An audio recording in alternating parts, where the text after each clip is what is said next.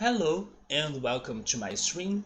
Today we play more of Ord and we'll be continuing the Dimensions mode, which is the second mode of this game. And I still have my doubts if we finished it or not because we had that crazy return to home event that we had to leave our family to this spammer sender or spam sender, and I believe that after giving up on our family, we were able to return home, and then the game kind of gave us that horrible and depressing ending. But there is still this question of was it all? Is it the only way to get back home?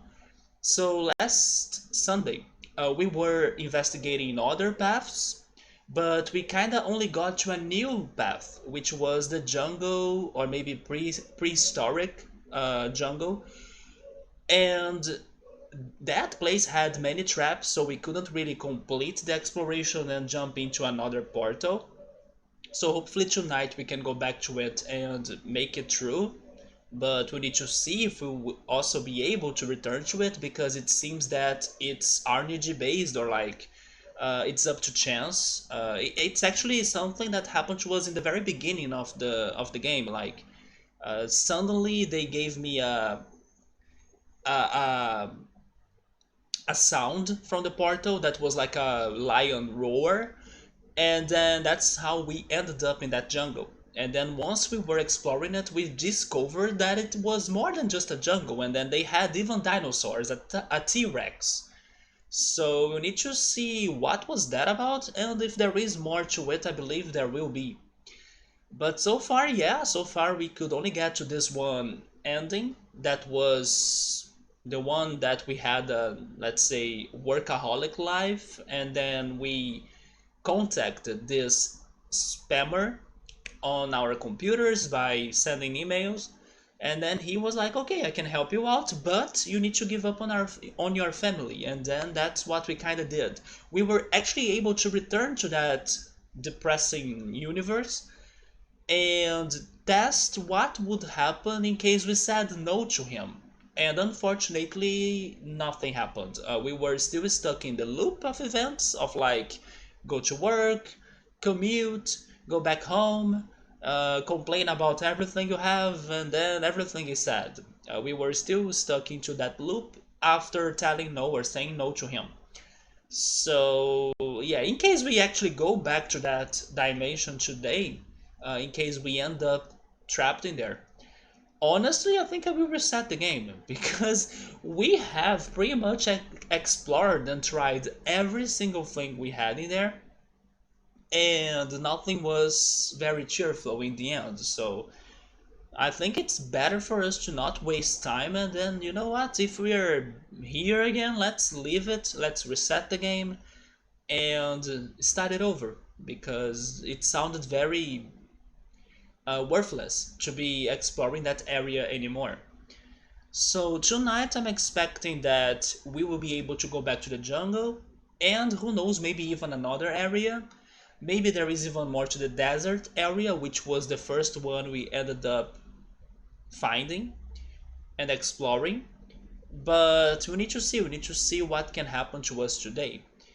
And in case it keeps on taking forever and we can't really get to another ending, maybe we could assume that the horrible ending we got was it, and then we could try testing the next mode that I'm not sure which one was it anymore.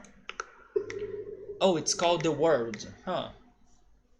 Yeah, I can't wait to check the other ones, because so far this dimension mode has been very weird, like very crazy. Um, it's also very surprising, which is good, but on the other hand, it's very nonsense, because every portal you jump in, it kind of feels very different than the other, and it's very abstract, the idea of returning home. That's why I'm still confused if we were able to do it or not, or where could be our home. So yeah, I'm still with my questions about these dimensions. I hope that the world mode will be more clear, and maybe we won't have so many questions about how it's going to be working. So we need to see that. So far, we are still not in half, or like we are still trying to get to half of things discovered on the dimensions. We are close, but it's still not half. So we need to see how much more we can do today. Regarding the quest, we were able to get past the half, right? Yes, a little bit. Not much, but a little bit.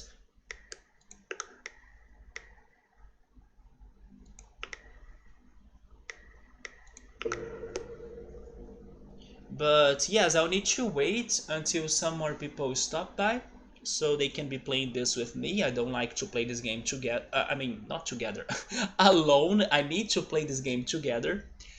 And in the meantime, I guess I will. I don't know. I will just wait and hope that somebody saves me from this.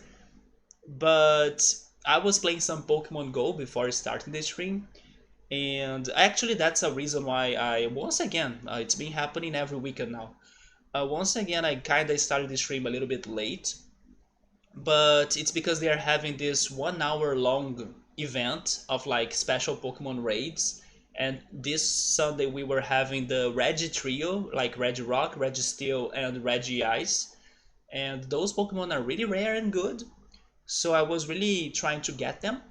At least I was able to do 2 raids. I was able to raid a Regirock that in the end he was not very good, the one I got, but I could help a friend to capture one. And I was also able to join a Registeel raid, and then this one was fantastic because I got a shiny. So now I'm only left with the Regirock shiny, because I also got a Regice shiny in the past. And besides that, I have been watching the Pokemon Brilliant Diamond and Shining Pearls playthroughs.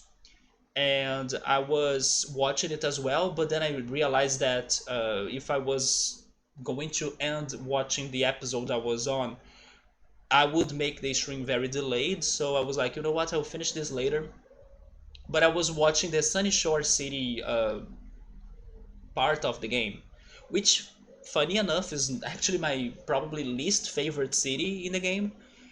But after seeing it on this remake, I can give it some more points in comparison to the originals.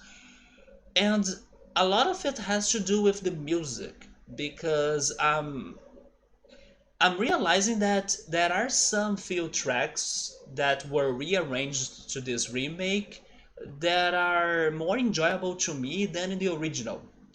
In majority, I love the songs of the OST of Pokemon Diamond and Pearl and Platinum for sure. Like, it's one of the biggest reasons of why this generation is my second favorite generation of Pokemon.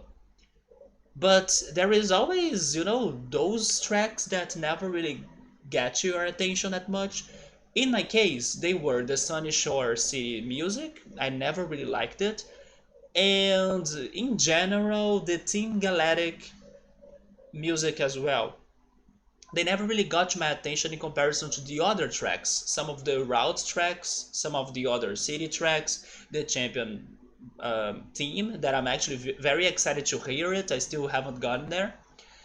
The Pokemon League team as well, it's beautiful. The trainer battle music is also fantastic. But on this remake, I'm really liking the songs that I never cared for. The Team Galactic music, Cyrus team. I heard it today. The song to Dialga as well, like the legendary team. And then now the Sunny Shore music even sounded better to me as well. Can I say that this remastered or that the remastered game will have better music than the originals? Probably not. But some songs are getting to my attention for sure. Actually, you know what? Maybe there is one that I still prefer it in the original. The Heart Home City music. It's not bad, the one in the remake, but I don't know, for some reason, I felt that I could see myself getting tired of it faster than if I were listening to the original theme. but I'm still not sure why do I feel like that. Maybe it's because of the instrumentals. I'm not really sure. But in general, I'm liking the remake. But that's it. Like I'm not loving the remake, and that's funny because I was even thinking about it today as I was answering this one friend of mine that asked me about the games and if he should buy it. It's funny because when I think, for example, about Advanced Wars getting a remake, it was like many years since the Advanced Wars franchise got a new game. And then when Nintendo announced that Advanced Wars was getting a remake, even though I never played Advanced Wars myself, and then maybe that's a reason why I'm behaving the way I am, or I'm thinking the way I am, um, I was very hyped. I was very happy for the Advanced Wars remake. Too bad that it got postponed to next year, but at least it's happening. But I was very happy, mostly happy for the fans of the game that have been waiting forever for news about the franchise and stuff. And then I was thinking, but isn't it the same game? Like, it is going to be the same game as forever, right? And why can't I feel the same about Pokemon remakes? Like, that's the idea of a remake, right? To make the same, or like to be very close to the same. And that's what the Brilliant Diamond and Shiny Pearl games are.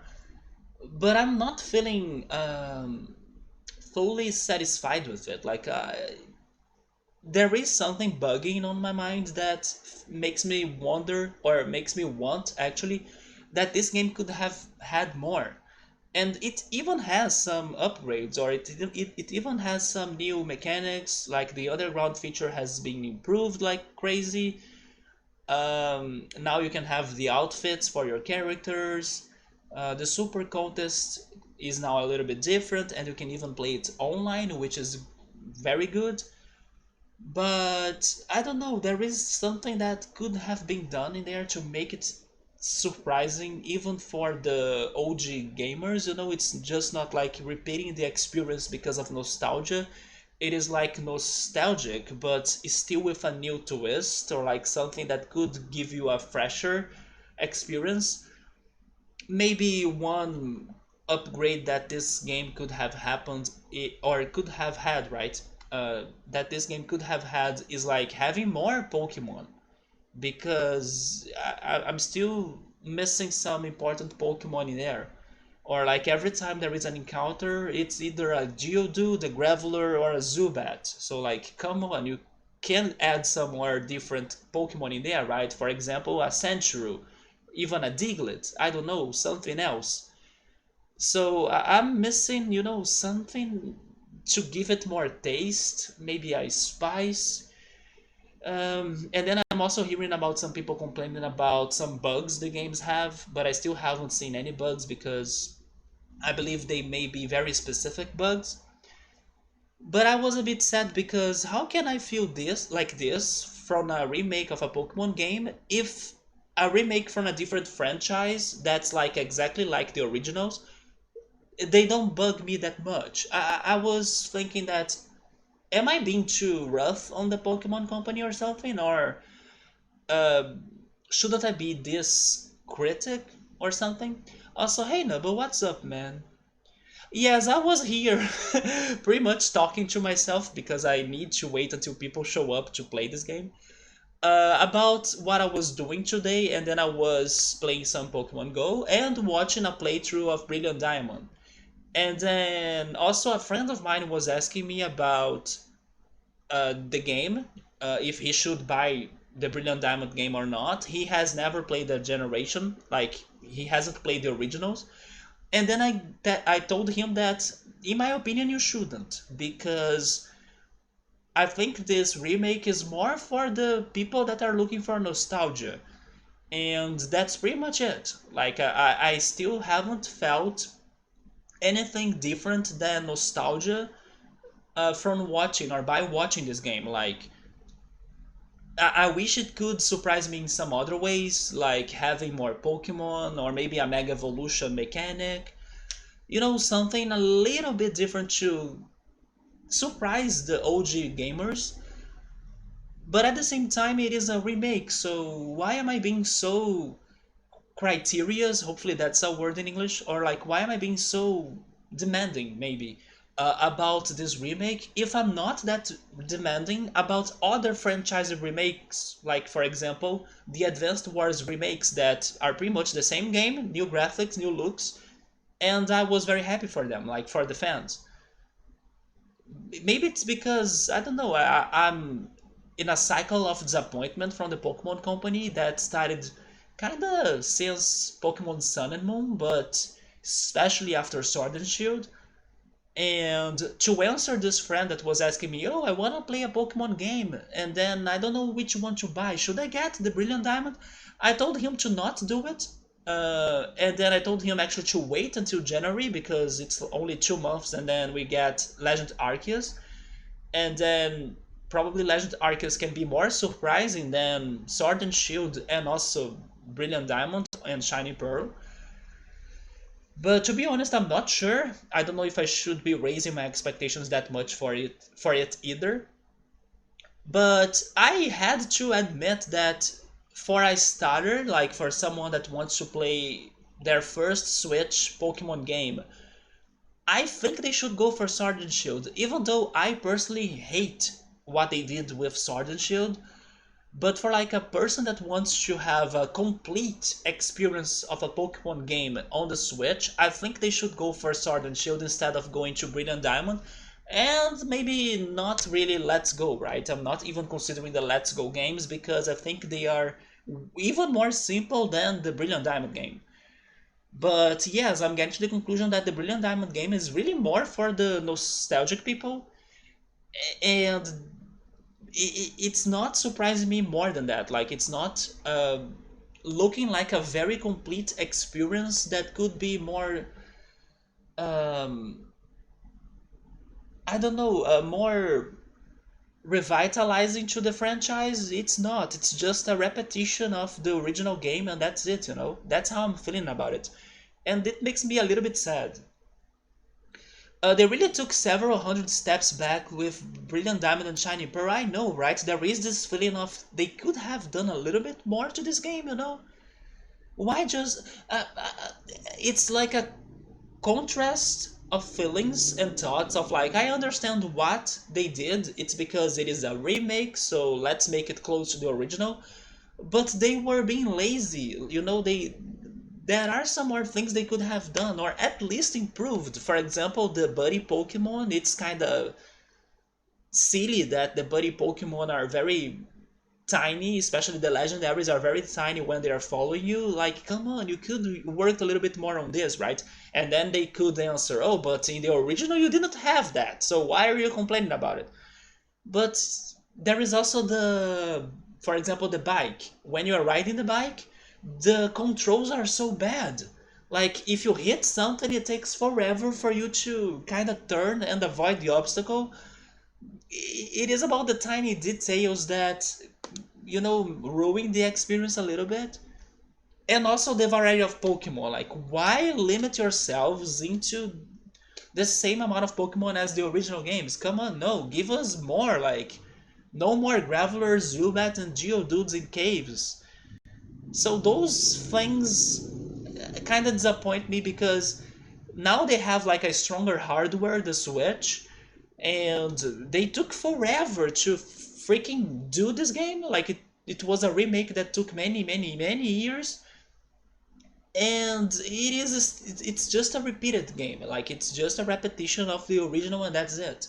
Even the Omega Omega Ruby and Alpha Sapphire had more news to them, right? Like, they had the Mega Evolutions in there.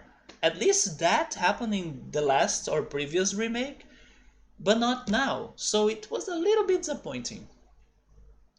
Every remake up until now has set the standard of adding the Pokemon up to the current gen and its post game at least, as well as keeping almost all the. Wait, QOL? What's QOL? Changes made.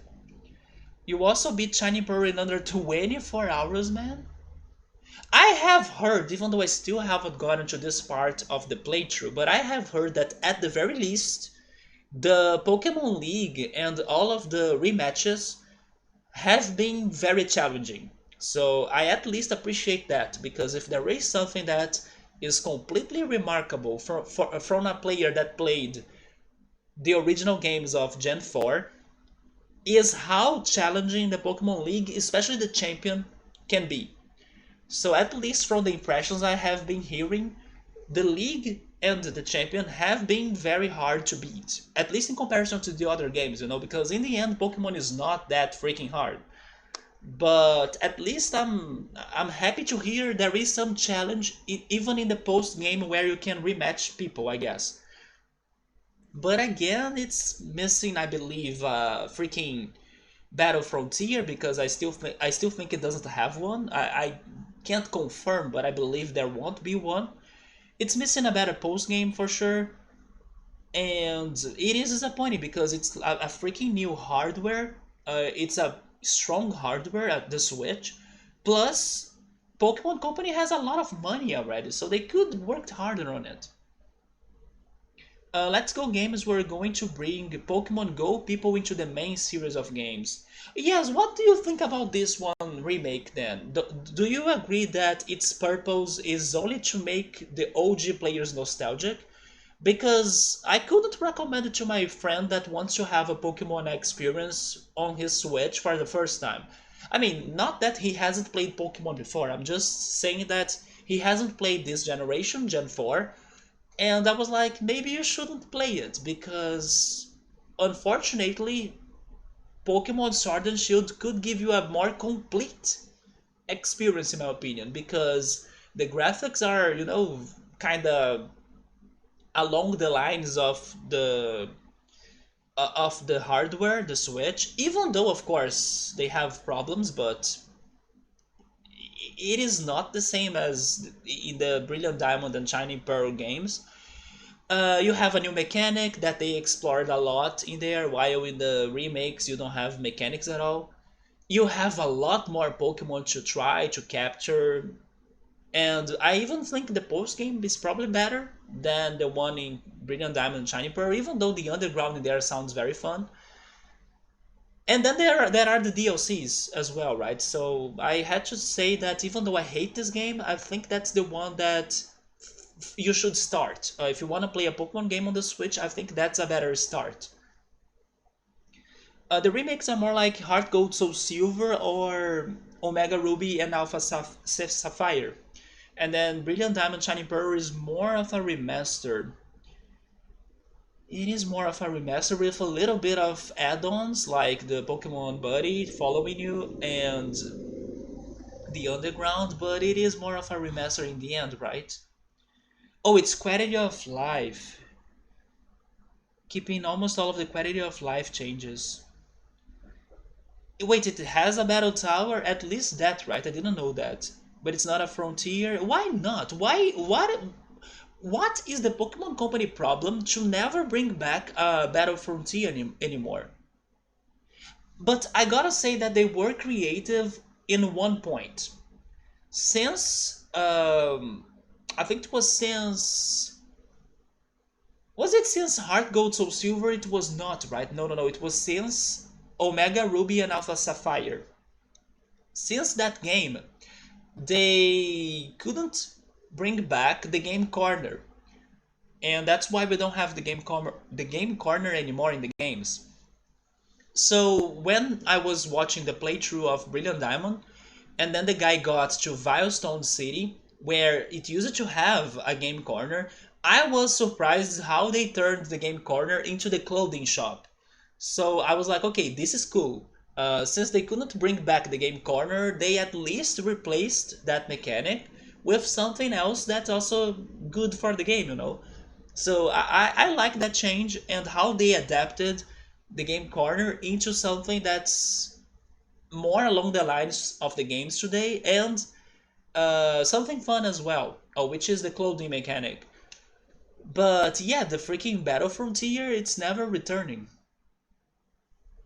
Oh yeah, and then they kept the music. Yes, I agree. I loved how the music also fit the freaking clothing shop. So I was happy to see that change. It is more of a nostalgia trip. Yes, I agree. And that makes me a bit sad because I don't think it's a game that I could be recommending. Like, unless you are an OG player like me, but. And I will be honest, Nubble. Even though Brilliant Diamond Shining Pearl Gen 4 is like my second favorite Pokemon generation, if I had a Switch today, I don't think I would buy the game. Not for full price, and definitely not my priority. I'm getting to the conclusion that in the current generation we are on of Pokemon, I should be playing or focusing on other games. Like there are other games that are being more appealing to my eyes than the Pokemon games themselves. I love Pokemon, don't get me wrong, but I think that it hasn't been the best Pokemon generation, even though we are having, let's say, the best console for the Pokemon games. Do you get it? Does it make sense to you? I'm very disappointed in general about the Pokemon games. Not that they are not what they have always been, but that's the problem. I wish they could be something else, like something upgraded or something more complete. Maybe that's the word. Maybe something more complete. Because they are always missing out something. Like they are always leaving things behind. They are always making cuts in the process. And then those cuts make me bothered. It has an actual competitive scene if they want to learn the VGC, and then Sword and Shield is just a better game as a Switch entry. Even though I hate it, I gotta agree. I gotta agree that if you wanna play a Pokemon game in the Switch, you gotta go for Sword and Shield, unfortunately. Did you know they found a void glitch? Yes, I was mentioning some bugs as well that I have been hearing the fuzz about it, but I haven't seen the glitches and the bugs myself. But I heard about that. You can get shaming even repeatedly, right? I think you can capture more than one or something, and it has something to do about surfing. There is one location you gotta go and then you need to surf or something. And that's crazy, right? That's crazy how they are still committing such mistakes. Like the game is buggy and it's not with everything it should have, like the Battle Frontier or more Pokemon variety. It's sad. Also, hi Gabriel, what's up, man? The problem is simple, it's called Nintendo, but don't you think it's a bigger fault by the Game Freak? Would you really give the blame for Nintendo instead? I mean, both of them. Like, I'm not saying you are wrong and they are no, because I agree Nintendo also could be doing much more to their games in general. But especially Game Freak, in my opinion, because sometimes Nintendo does surprise us. I think the community that was the most happy with these games were the speedrunners.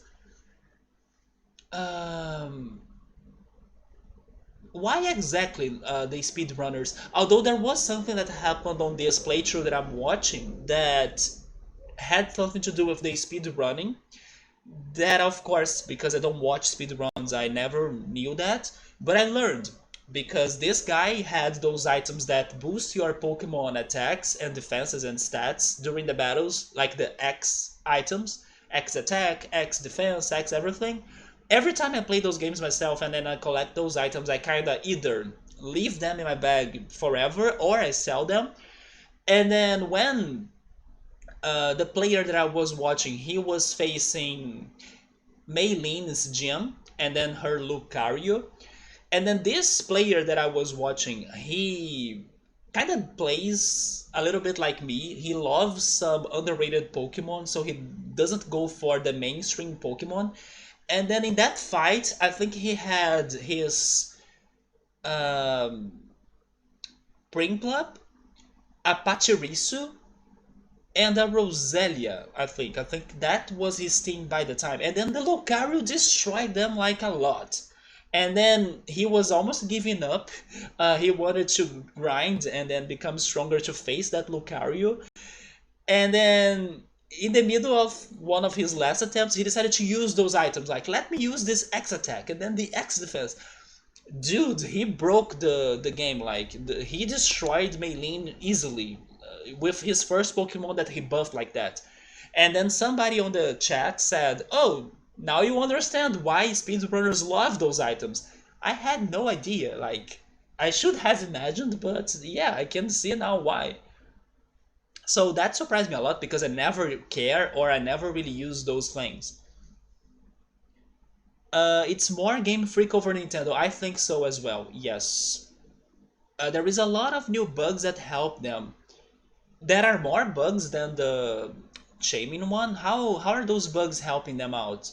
I mean, I'm not surprised because I did hear that the game was very glitchy, but I didn't know there were bugs or glitches that would help them to, fast forward throughout the game like a lot. How are those going on? And by the way, since we are having this Pokemon talk and talking about glitches and bugs and stuff, I did remember, and then I don't think I said this last time, but I did remember something funny that I learned and I found out about the Pokemon Gold, Silver, and Crystal games. And it's that if you make like a Pokemon trade and if you gain a Pokemon that has or that is holding, I think it's a Dragon Fang, if I'm not mistaken, and then now that you have a Dragon Fang that was obtained thanks to a trade, and if you go to the Blackthorn's gym and talk to Claire, Claire will be pissed off. She will even accuse you of like being a cheater. Like, how do you have that item if I still haven't gotten you to the freaking Dragon's Den and stuff? And then she says something like, you should be ashamed of being a cheater. I was like, are you kidding me? This happened in the game? So, yes, I was very shocked that Claire will like roast you for being a cheater in case you obtain a Dragon Fang, I think, before she takes you to the Dragon's Den and you have that moment in there. So man, come on Nintendo, trading is not cheating and somebody could totally do that legally or like normally. But fun fact for you, Claire will roast your ass in case you get the item she wants to kind of go there with you before she goes there with you. You sell those items. I normally do that too. They're useless for a casual playthrough. They do give you a +2 in the given stat for the battle. Some bugs help people to skip whole parts of the game. But then, how much? Like, how big are we talking about this? Like, what is the time of the speedrunners with those bugs? Like, are they beating the game in like, I don't know, 2 hours or something? Or the glitches and bugs are more simple than that. Like, oh, maybe you can skip from the Eterna Forest and then you get to Eterna City and then you continue from there. Or you can avoid some story locked events. I do think they will fix that. Probably Nintendo and Game Freak, they will, like, next week they are releasing a patch or something. I can see them doing that. I also heard that there is a bug that can happen in Snow Point's gym, and then you can get stuck in the puzzle. I'm not sure how it works, but I also heard that from the playthrough that I was watching because people were in the chat saying save before you enter there because it can like you can get stuck. And then the player was like, okay, I will be careful, but nothing really happened. Back in the OG Gen 4, you can enter the Hall of Fame with what? With a single badge? Also because of the glitches. So maybe that's why some people were also saying that, man, this remake is really loyal to the original because they even kept the glitches. I didn't know the OG was that glitched as well. But I did hear, or I did read, right? I did read some people saying that, like, they even kept the glitches. That's insane with a single badge. No, but since you already played the game, um, even though now I may get or I may already have a general impression of yours, what is your conclusion about it? And what was your team? Like, did you play it or did you beat it with let's say popular Pokemon? Or did you go into some other unused Pokemon? Even though, like I was saying, I'm sad that we don't have more Pokemon variety, so we could even get the experience with some other, types and new faces than usual. But yeah, how was your Pokemon team? The player that I'm watching, he went for Empoleon. Then he had Pachirisu, like I said. The Rosalia was just temporary. He swapped Rosalia for an Abomasnow. Then he went for a Drapion and also a Houndcrow. Yes, a Houndcrow.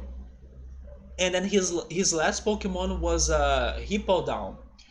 But he really wanted a Bastiodon, but in Pokemon Brilliant Diamond, it's an exclusive, like the Cranidos. You can't get a Bastiodon without trading, which was new as well. Like, um, I think this is the first time that a fossil is exclusive or something, because normally you kind of need to pick one, right?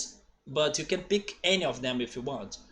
But no, in this game, you kind of need to really only get either Credidos or Bastiodon. You don't pick, you don't have a choice. It is the same game with the same bugs and some new bonus bugs. I gotta at least compliment some things, so we don't say that the game is complete trash, right? I like the graphics, like it's being very cute. Although I hate the bike mechanic. Even walking is bad, because if your character hits an obstacle, it kind of takes forever to go around it. It's not smooth. It's very stuck, like the movements are very stuck, and then that can be very triggering.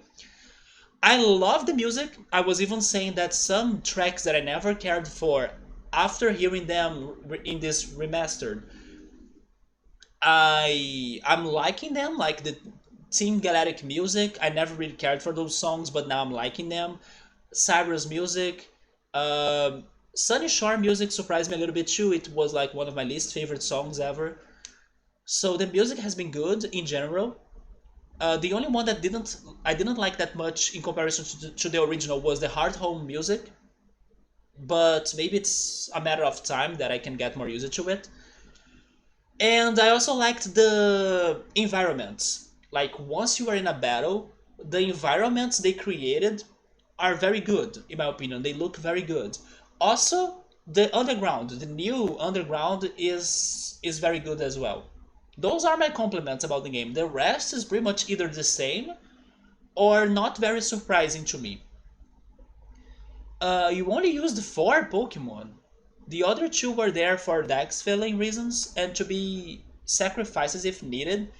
Your Hall of Fame team was Infernape, Gastrodon, Staraptor, and Luxray, with Gible and Drifblim as the extras. So you kinda went for a very mainstream, that's the word I was trying to remember, Pokemon team.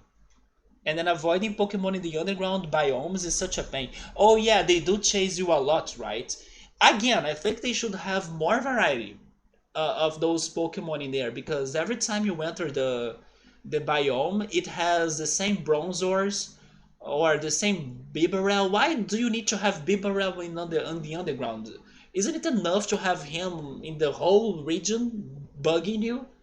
Same goes for Zubat. There is even Zubat on water. There was an encounter of the player that he was like in Mount Coronet surfing, and then oh, an encounter, is it a tentacle? No, it's a Zubat. I'm like, are you kidding me? But yeah, they should have had more Pokemon. That's probably my biggest complaint about this game. If they could have had more Pokemon, the experience could have been much different. Like the people creating new teams, I think that's my biggest complaint about the game. And regarding the bugs, I do not think they will let them be. I do think they will be releasing a patch soon. Hey Subaru, what's up, man? Oh, by the way, I have added some more emotes for the subs, because it seems that Twitch allowed or unlocked more slots for affiliates in general. They even were talking about something regarding animated emotes, but I couldn't really find anything like that on my channel. Maybe I need to maybe like look deeper or understand it better. But in case I can like figure that out, I will try working in one. But now you guys have some extra emotes, like OG emotes from the channel, like the Bomber Riot, the Professor Layton, the Luigi, and I think it's the GG Glitch Neo from Matrix emote link. I gave you guys those because those are the ones I already had ready, and the other slots are for the rest of the emotes, right? But I don't know about this new animated emote thing. I don't think I got a slot for that. To be fair, in the OG Gen 4, you almost never truly used Staraptor and Luxray. To be honest, I don't remember my Pokemon teams in the past, but as I played and repeated playing Pokemon Diamond and Pearl so many times, I'm pretty sure oh yes, I totally used those two. Can't remember using a Drifblim though. And I remember that one day, or in one of the playthroughs I had, I went for a Chingling without knowing that Chingling would evolve into a Chimecho. So I still remember being shocked when the Chingling evolved into a Chimecho. I was like, are you kidding me? And then it was very, very great. But I totally went for Staraptor, Luxray as well. Then Gastrodon. Actually, Gastrodon, I'm not sure. Because back in the day, I don't think it was that popular in comparison to today. I probably went for a Floatzel. Infernape, I went for it as well. So wait, Luxray was always replaced with an HM Moose, so those two were new for you. I see, yeah, because of the Poketch, right? Poketch, new HM mechanic. You could keep a whole team of 6. That's like the same comment every time with a Pokemon game. Why they didn't add more or all? Yes, and it's how I hated Pokemon Sword and Shield. Maybe even more than how that game feels incomplete or incomplete, right? Feels more incomplete to me because the post game of it now with the DLC it helps. Like I'm saying my opinions before the DLC, but how I felt like seriously there is no big post game in here. And also more than the graphics that they were kind of saying, oh, we sacrificed the national dex to upgrade the graphics, and then there were still some graphical flaws in the game, right? But yeah, my biggest complaint is the lack of the national dex, or at least like something very close to the national dex, because there are so many Pokemon that I love, especially the underrated ones, and they are out of the game. Their answer and excuse about it is always a bad one. Yes, they were like, oh yeah, we cut some Pokemon because they didn't fit the region, and also uh, because of the graphical demands, right? Like we wanted to focus on creating a beautiful looking region instead of finding and giving you every single Pokemon ever. I don't know. I think they are full of excuses and they are like the most um, successful entertainment company, and they have the budget for do anything they want, but they simply choose to not do it. So it is very, very disappointing. But guys, since we have 3 people and maybe more people lurking on the channel right now, let's go for our first run of dimensions today. But of course we can keep on chatting in the meantime. And regarding my computer, I was working on some Windows updates yesterday, so they made my computer very good. But the problem is that as soon as I started the stream, my computer started to work a lot, but so far it's looking okay. So I was a bit disappointed because like, are you not continuing or keeping the freaking speed boost I got from the updates yesterday? But yeah, it seems that my computer is the way it is. And also it said that every freaking time there is a new Windows update. So like I'm not even celebrating that much from the speed boost my computer got because I'm pretty sure in 2 weeks or maybe even less than that there will be another update that will make my computer slow again. So it's been very annoying. Pokemon not showing in a region because they don't fit, it is acceptable to Subaru, but not being able to transfer that Pokemon for the same reason doesn't make sense. Yeah, if they could have like a counter game with the rest of the Pokemon that are not fitting this region, and then you could make the transfers, or maybe even like from Pokemon Go, from Pokemon Home, that doesn't make sense to me either. Yes, you should never make an update, a Windows update. I mean, if I don't make the Windows updates, my computer will be always very slow. That's the thing. And maybe even open to viruses and malwares. Oh, by the way, speaking on my computer being slow, hold on, please don't give me a disconnection. Right now it is very slow. Is it back? I think it's back, right? So let me create the poll for this one. But while I was watching this guy playing Pokemon Brilliant Diamond, somebody was talking about the future of Pokemon and new games.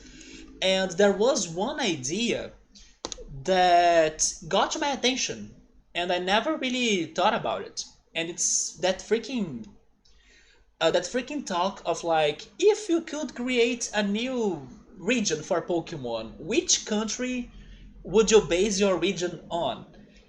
And they gave me a very interesting idea that I never considered, because normally people will say Australia or like Brazil even. Normally those are the picks, and the player said Egypt. I was like, you were on point on something in there. I never really considered that. Do you guys think that Egypt, a Pokemon region based on Egypt, would be awesome? I think so. Of course, when I think about Egypt, the first thing that comes to my mind is like Yu-Gi-Oh!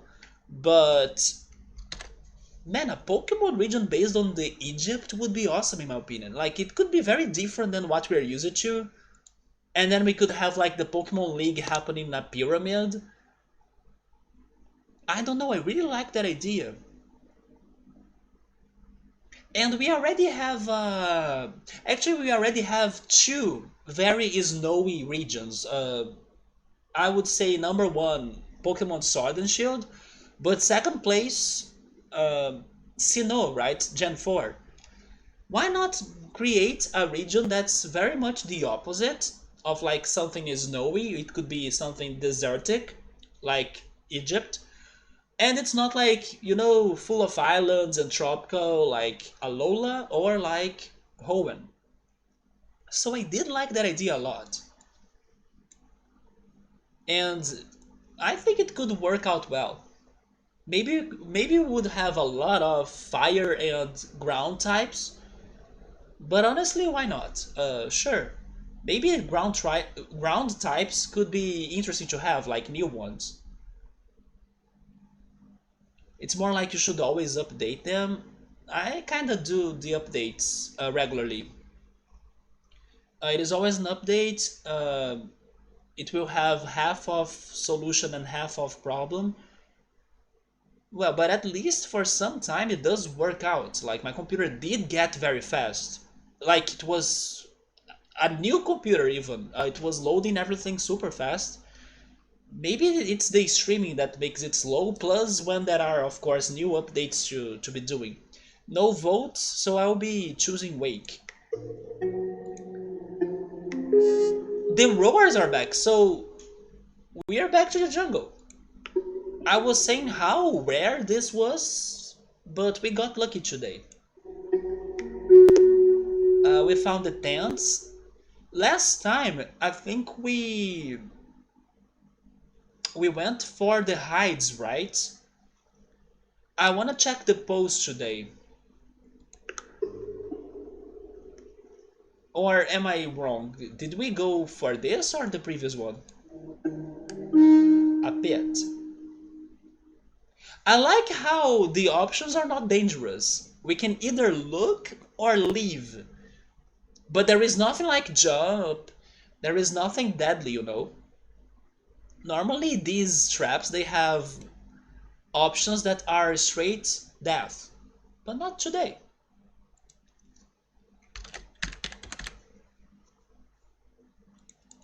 By the way, did you watch the new opening for JoJo's Bizarre Adventure Stone Ocean?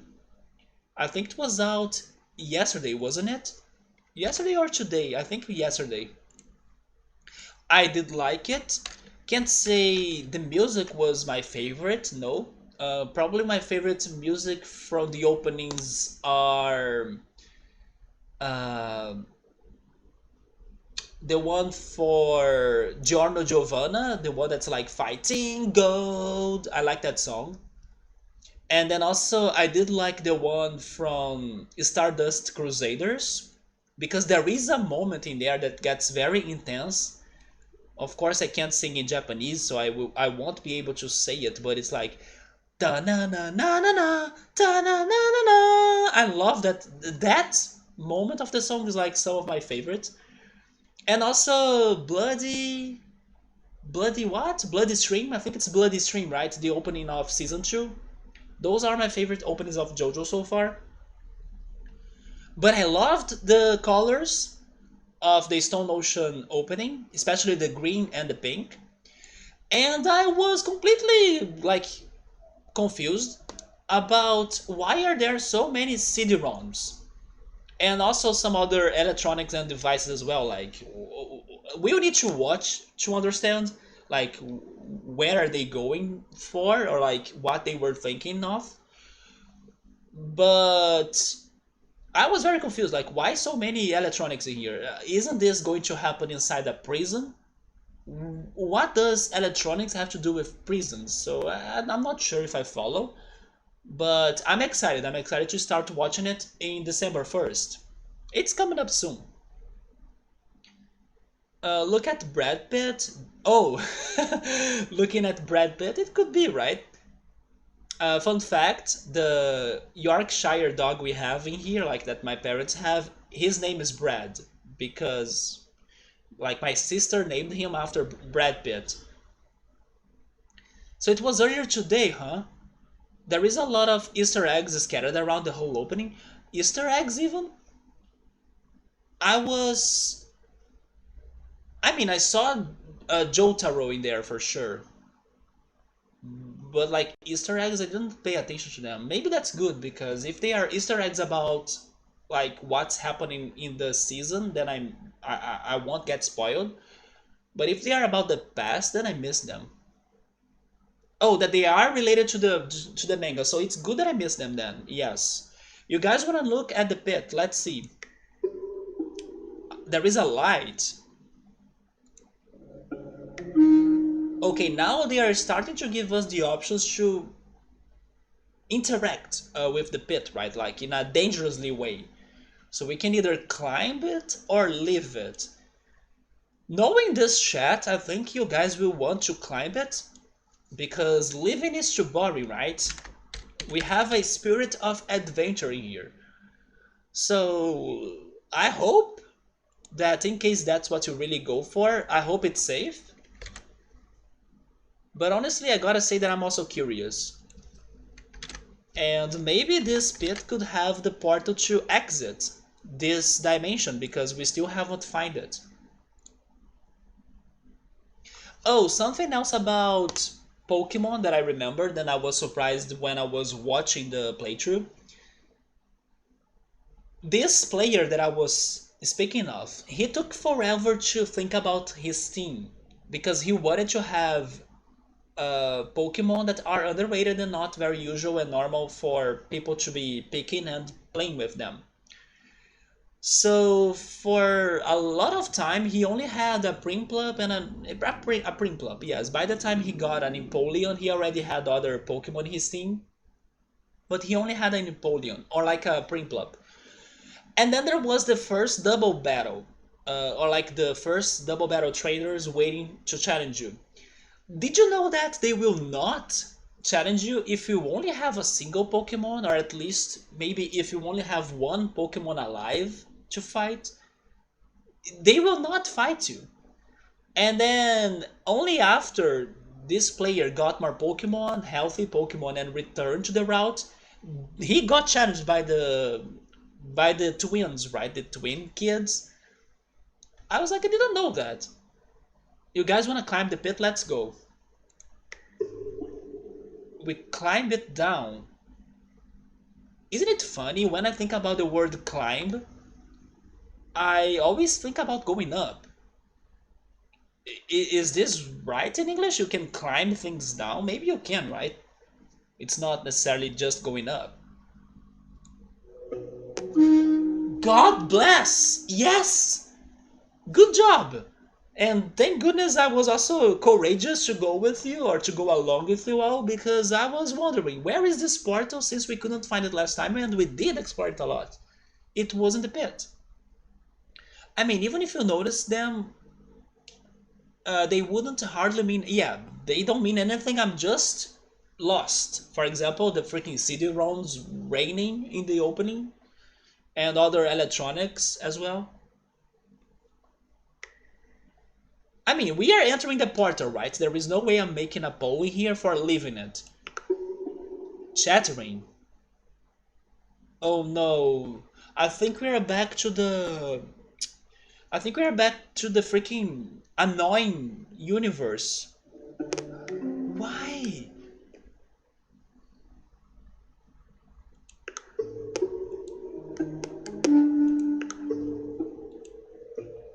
Okay, this is very weird. There can't be more to this dimension, right?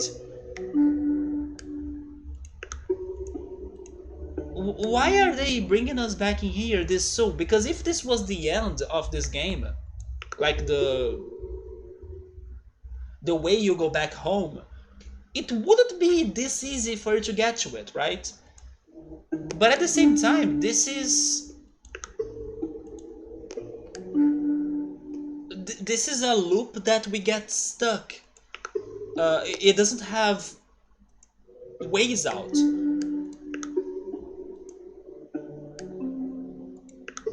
No matter what we do, there is only one conclusion to this, and that's what's annoying to me.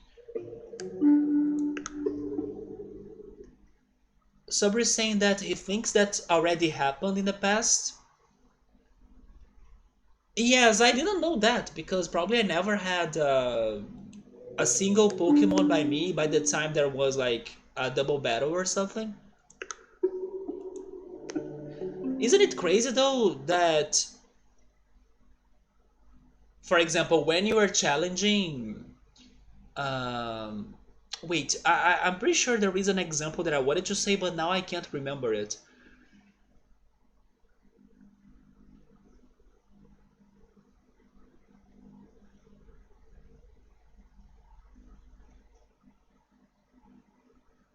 No, never mind. My example would be not good. But I was thinking like maybe it's unfair that two trainers can't fight against your single Pokemon, while sometimes the opposite could be happening. You know, if you have two Pokemon, you could be fighting a single trainer or something. But I don't think that was a good example. But I did think that somewhat this was unfair. Uh, they should fight us with a single Pokemon to punish us. Like, okay, do you wanna have a double battle? Yes, but I only have a single Pokemon. No, that's fine. Like, we will still challenge you. You know, they should still accept the fight. I think the way out is to get Isekai'd. How can I get Isekai'd in here? With the bus? No, it's only traffic.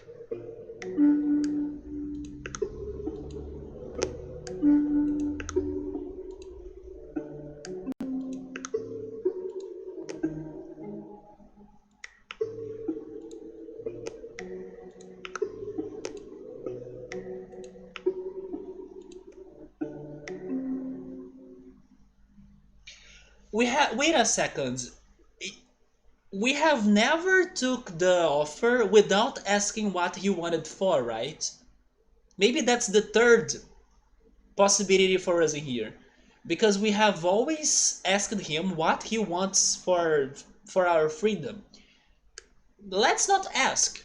What happens if we go for a take?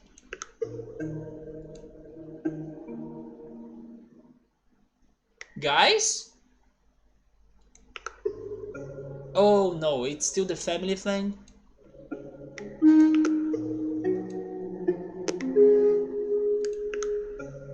Okay, so this is the doom. Like, no matter what you do, that's the end. And then I'm back to the beginning. I don't know, guys. I kind of think we have. I think that's the end of Dimensions. Which is very weird because they just put us to the end very fast. What the heck are we missing? That's like, 60% of this.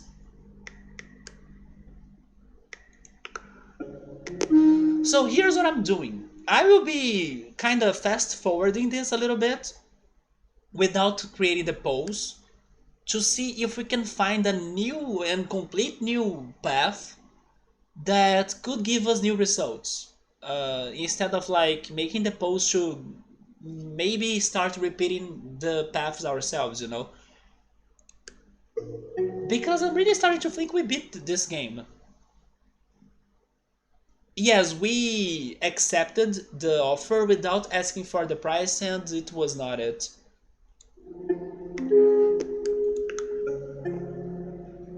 By the way, guys, have you heard of a series called Sweet Home? It's a Netflix series. It's South Korean, if I'm not mistaken, and it's based on a graphic novel, if I'm also not mistaken. I was recommended that show this week. It's called Sweet Home. From its name, you wouldn't imagine that this series is actually like a horror series. And the person that recommended to me after I said how much I liked Alice in Borderland, which was a show very close to Round 6, but I think it's much better, especially quality wise.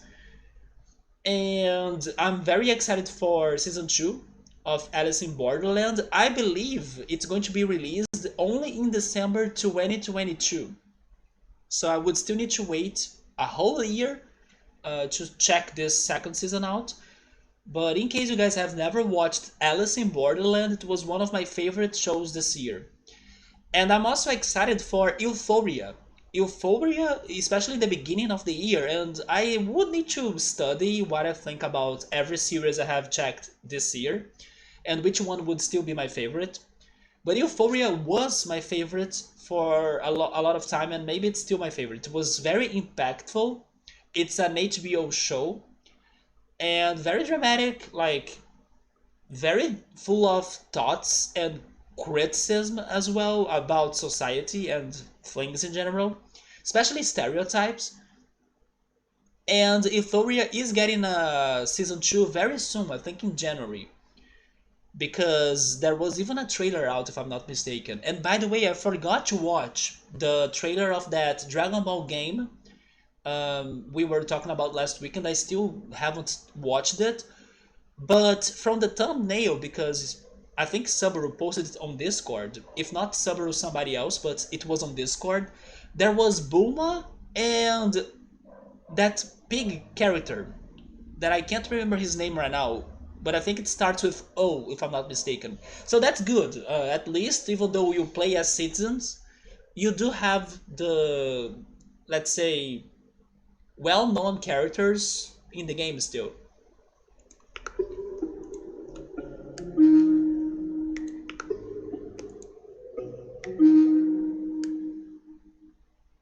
I think this right here is new, right? What can I yield? Barrels. Search. I don't know what's that. Is it like rum? Like the drink? Oh, that Euphoria? That names make you think about another Euphoria series? Which one? So nobody knows about Sweet Home. I may be starting to watch it soon because I am curious even though it is a horror show.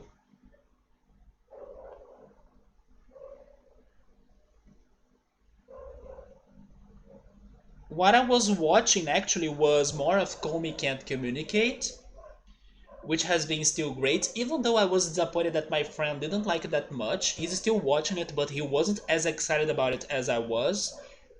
And I think it's maybe because he's not getting the messages of the show, maybe. I'm not sure. I need to ask him more about that. Oh, never mind. Rummage is like, um, like to check, like to inspect something, or to like shake it a little bit as well.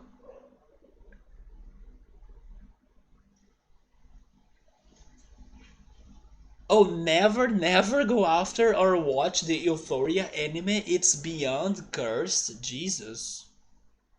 Okay, can you spoil it for me then? Because I won't go after it after what you're saying.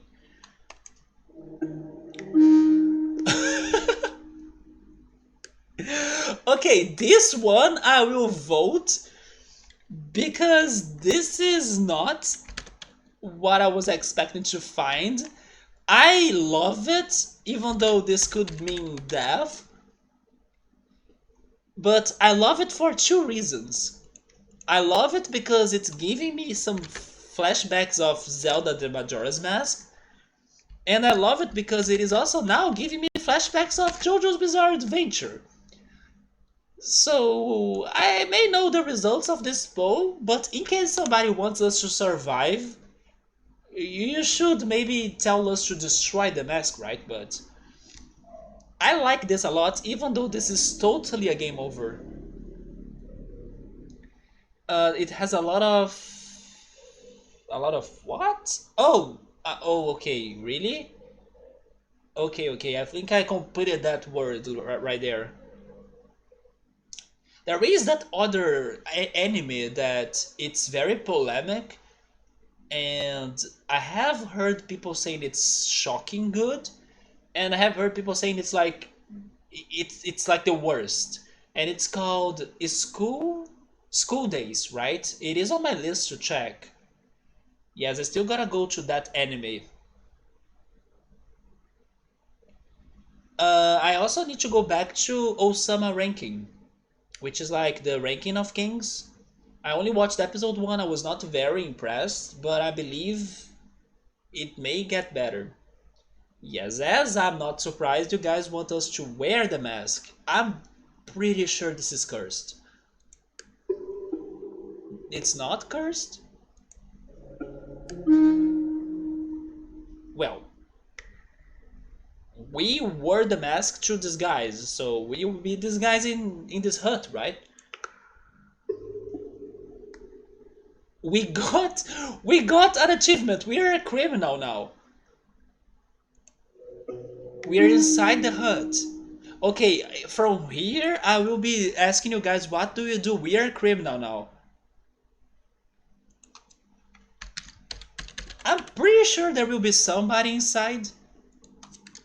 Everything on this game will like go against us, so of course we won't be able to steal something without like getting the attention of somebody. But the question is, what could we be going after? Or like, what can we find inside this hut? Are we going to the table or are we going for the chairs?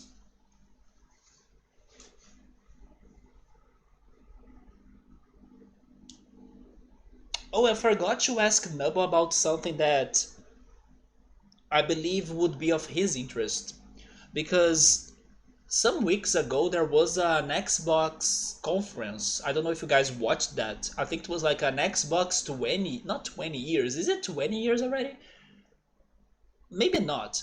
But there was like an anniversary Xbox conference, and in there I believe they brought up some talks about a Halo based series. Did you guys check that out? So yeah, there is going to be a Halo based series, like a TV show. And I wonder if like the fans of Halo are any excited for it. I don't know what to do on this situation, by the way. So two people want to go for the table.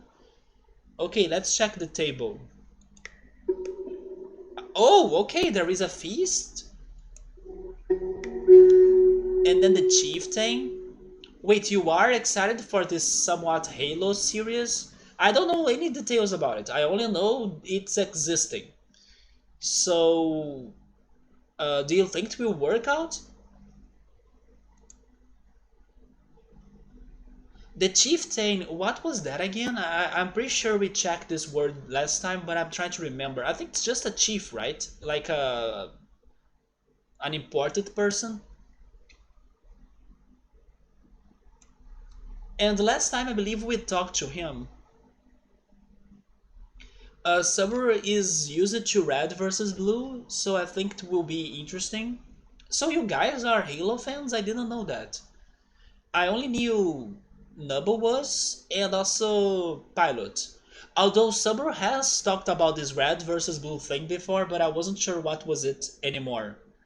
Or what was it about anymore. The other thing I was watching was of course Blue Period. Thank goodness this weekend we got a new episode from Netflix because last Saturday there was no episode.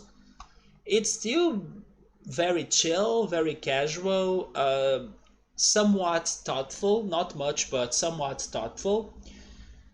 But if you really compare the quality of the characters, like the graphical quality of the characters, the drawing, and the art pieces they have in the show, it's like a very big difference.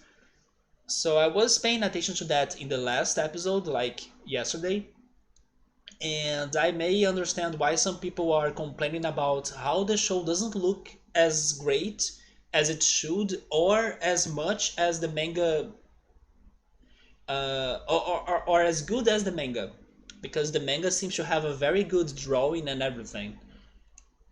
But I'm still enjoying the show a lot.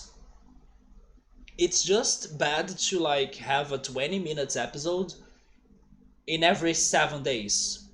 Just like Komi, but at least I get more distracted with Komi as I watch the episodes more than once, because normally I watch it with English subtitles on YouTube or somewhere unofficial, and then I watch the episodes again when I'm checking people reacting to them on YouTube, and then I also watch the Netflix episodes when they are out as well. So at least Comey gets me more entertained for longer, and then Blue Period is pretty much one episode in every 7 days.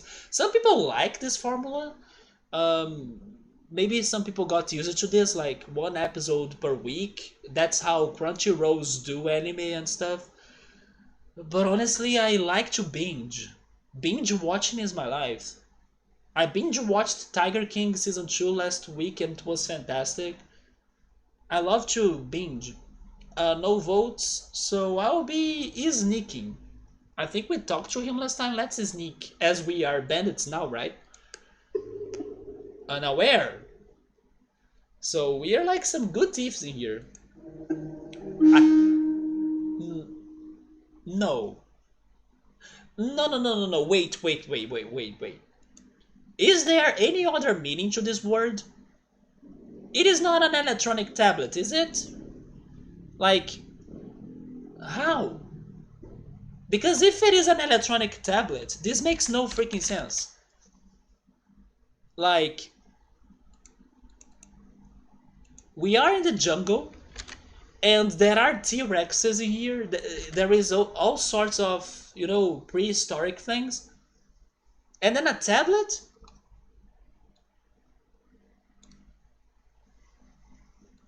I don't get it. Binge watching makes the hype to die fast. Yes, I understand that too, because like not only the hype, but also the, let's say, Netflix subscription. Because, for example, oh, I will subscribe to Netflix because I want to watch this one show in particular, like this new anime in particular. If all of the episodes are there, the person can totally watch everything in a single day or in 2 days. And then after that time, there is no need for the person to be subscribed to Netflix anymore. But if they do this thing of like every week there is a new episode, they can kind of hold that customer for longer because the person will need to wait until everything. I mean, kind of like the person can wait every week for a new episode, or the person can like only subscribe when everything is out as well, right? Which would be maybe more smart. But I believe they probably think that um, if they do this weekly releases thing, they can be holding customers for longer. I believe they have this expectation. Weekly series build hype. It could be a stone tablet. It could be a stone tablet, right? Yes. And then we are taking it, sure. It is heavy, so it's probably a stone tablet. Subaru is correct. It has markings, or we can hear some voices. I was thinking myself that the mask was cursed, and then Gabrielle was saying that Euphoria was cursed. Now I'm thinking that this tablet is cursed. Oh, and then just to finish the topic of Xbox, since I was talking about the Halo series that may be coming up, but then this is something that I heard, but I'm not fully sure if it was real or if they were fake news, but I do think they were real. But I haven't confirmed it, so I will say it, but have some open mind about the information because maybe it's not real. But I heard that in an interview, what is his name again? What is the name of the head of Xbox? I'm forgetting his name now. It's not freaking Jeff Bezos. That's Amazon. I forgot his name. But the head of Xbox, it seems that um, he is in favor of of emulation in games. Like he's not against it. He really wants that there is some development on emulation, so it can like allow games to stay alive for longer. Since many games people can't find or play them as they are not being sold by their companies anymore. So Phil Spencer, there we go, that's his name.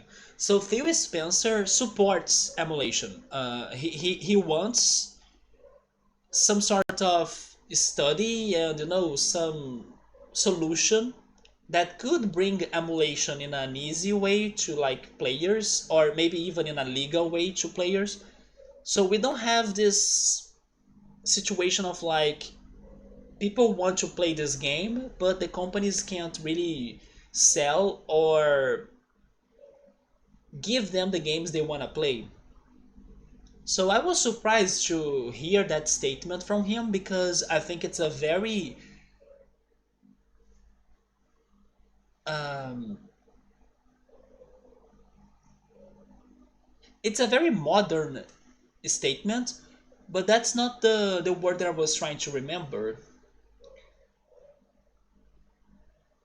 It's not like he's thinking, okay, okay, there we go, maybe this goes, or maybe this does it. He's thinking ahead of his time, because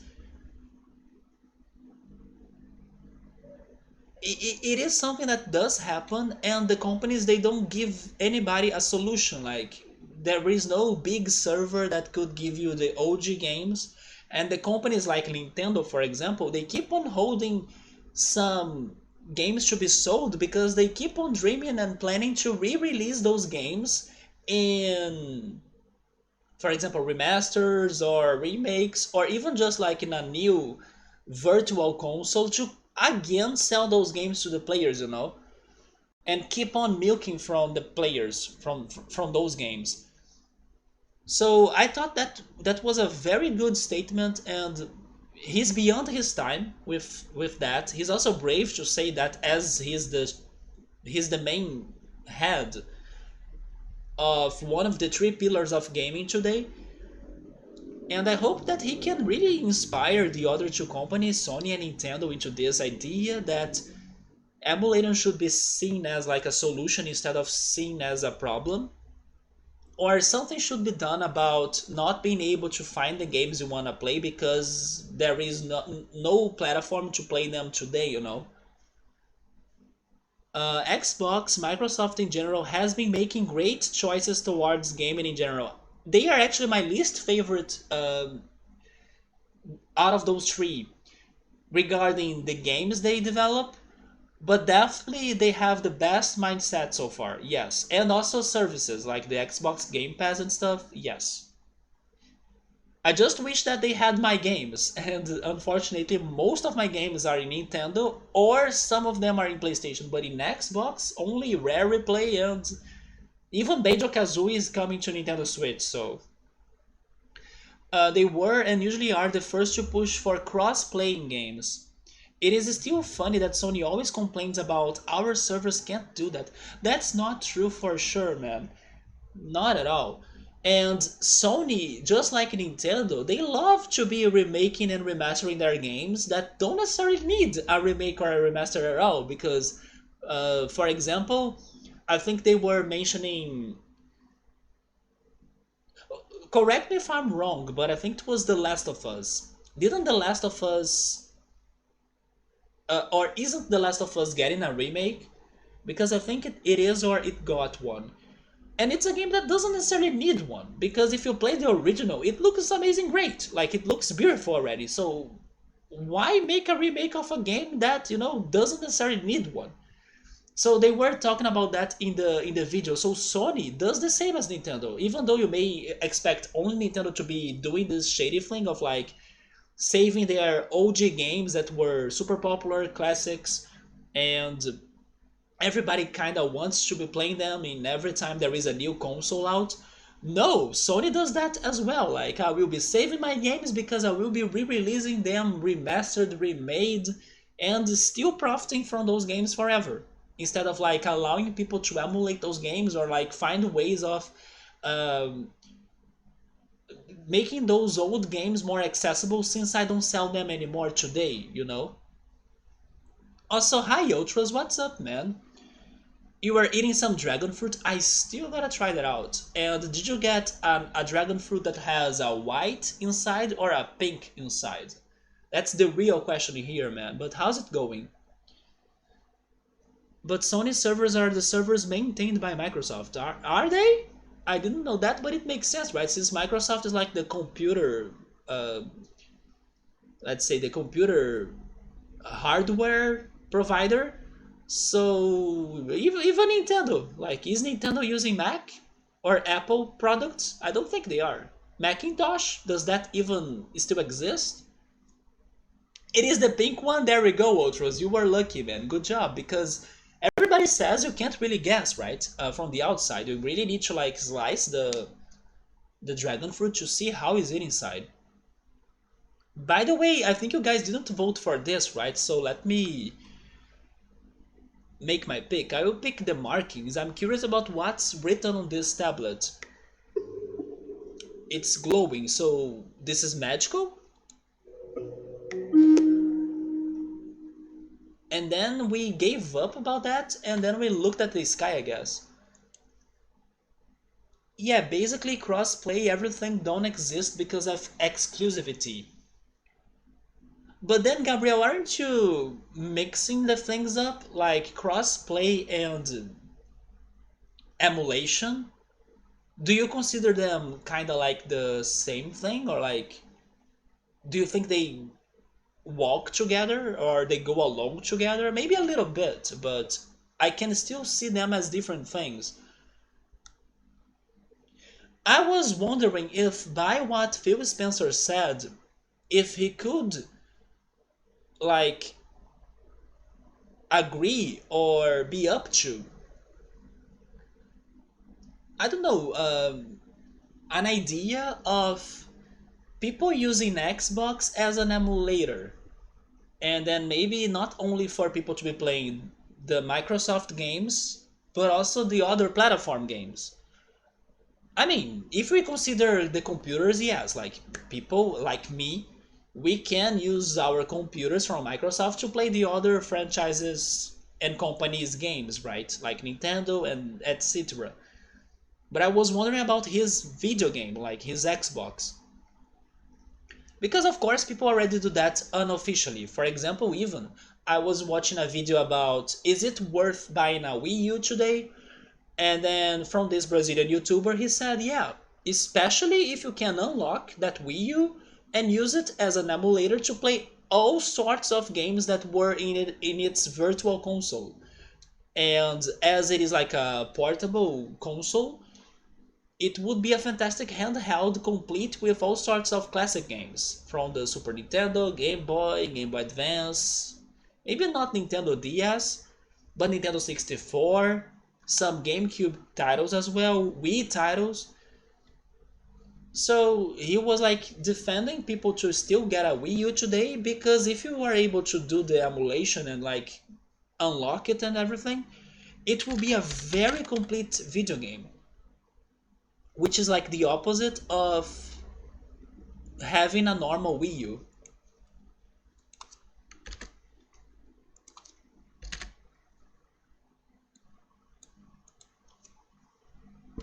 So it is not the same, yeah, if you have crossplay and emulation. It's just 2 points that Microsoft and Microsoft alone support compared to the other gaming companies. Oh yeah, Nintendo.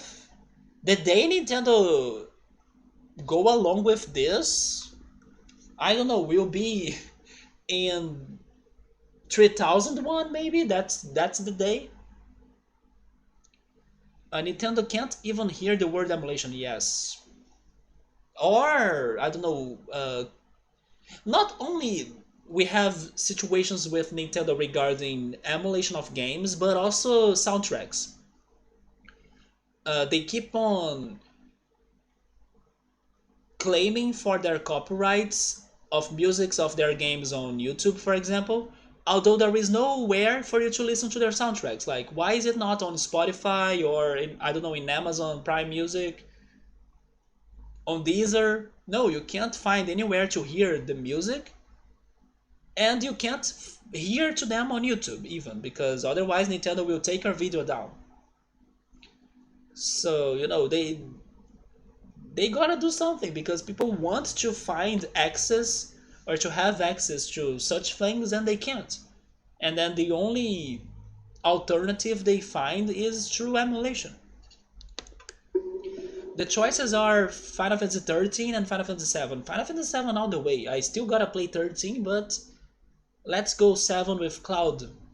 I love how I almost said Cloud McCloud. No, it's Fox McCloud and Cloud Strife.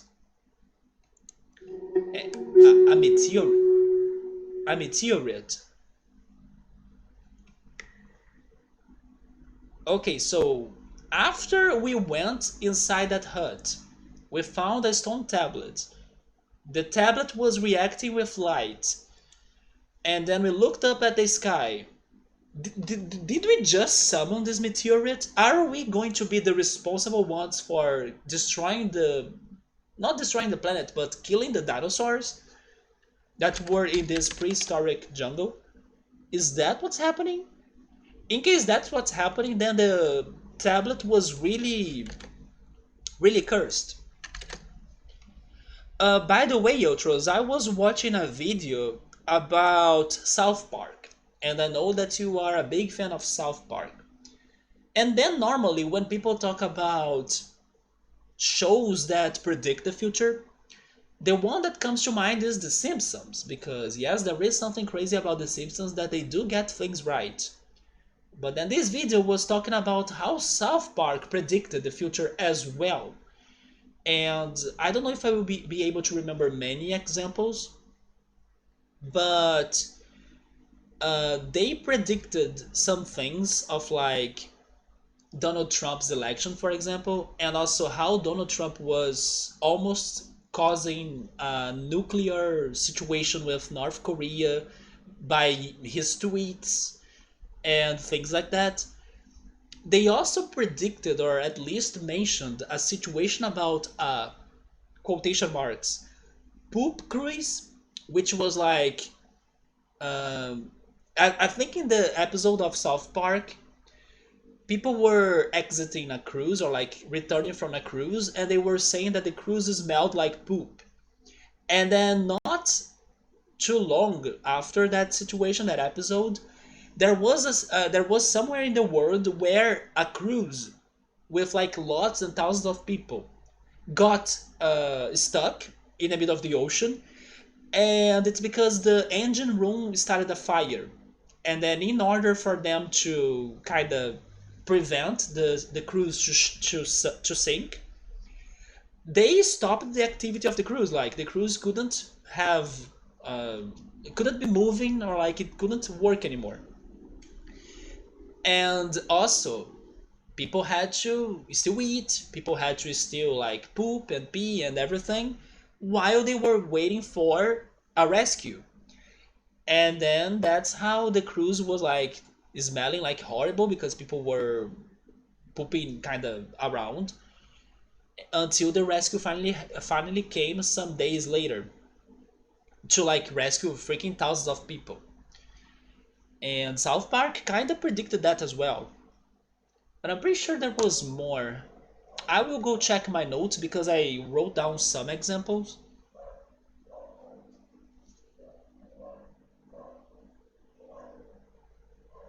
Oh yeah, they also kind of predicted the Ebola outbreak in the US.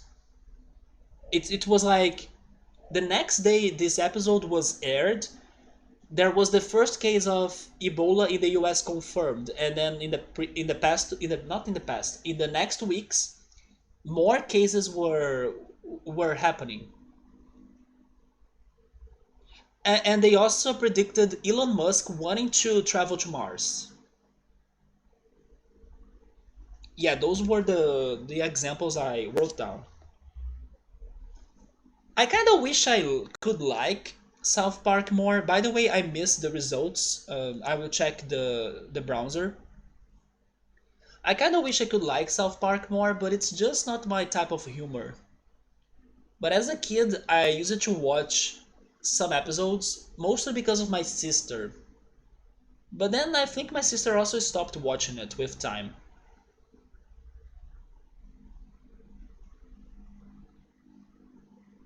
But it is very crazy, right? When shows like that, they can kind of get some things right about the future.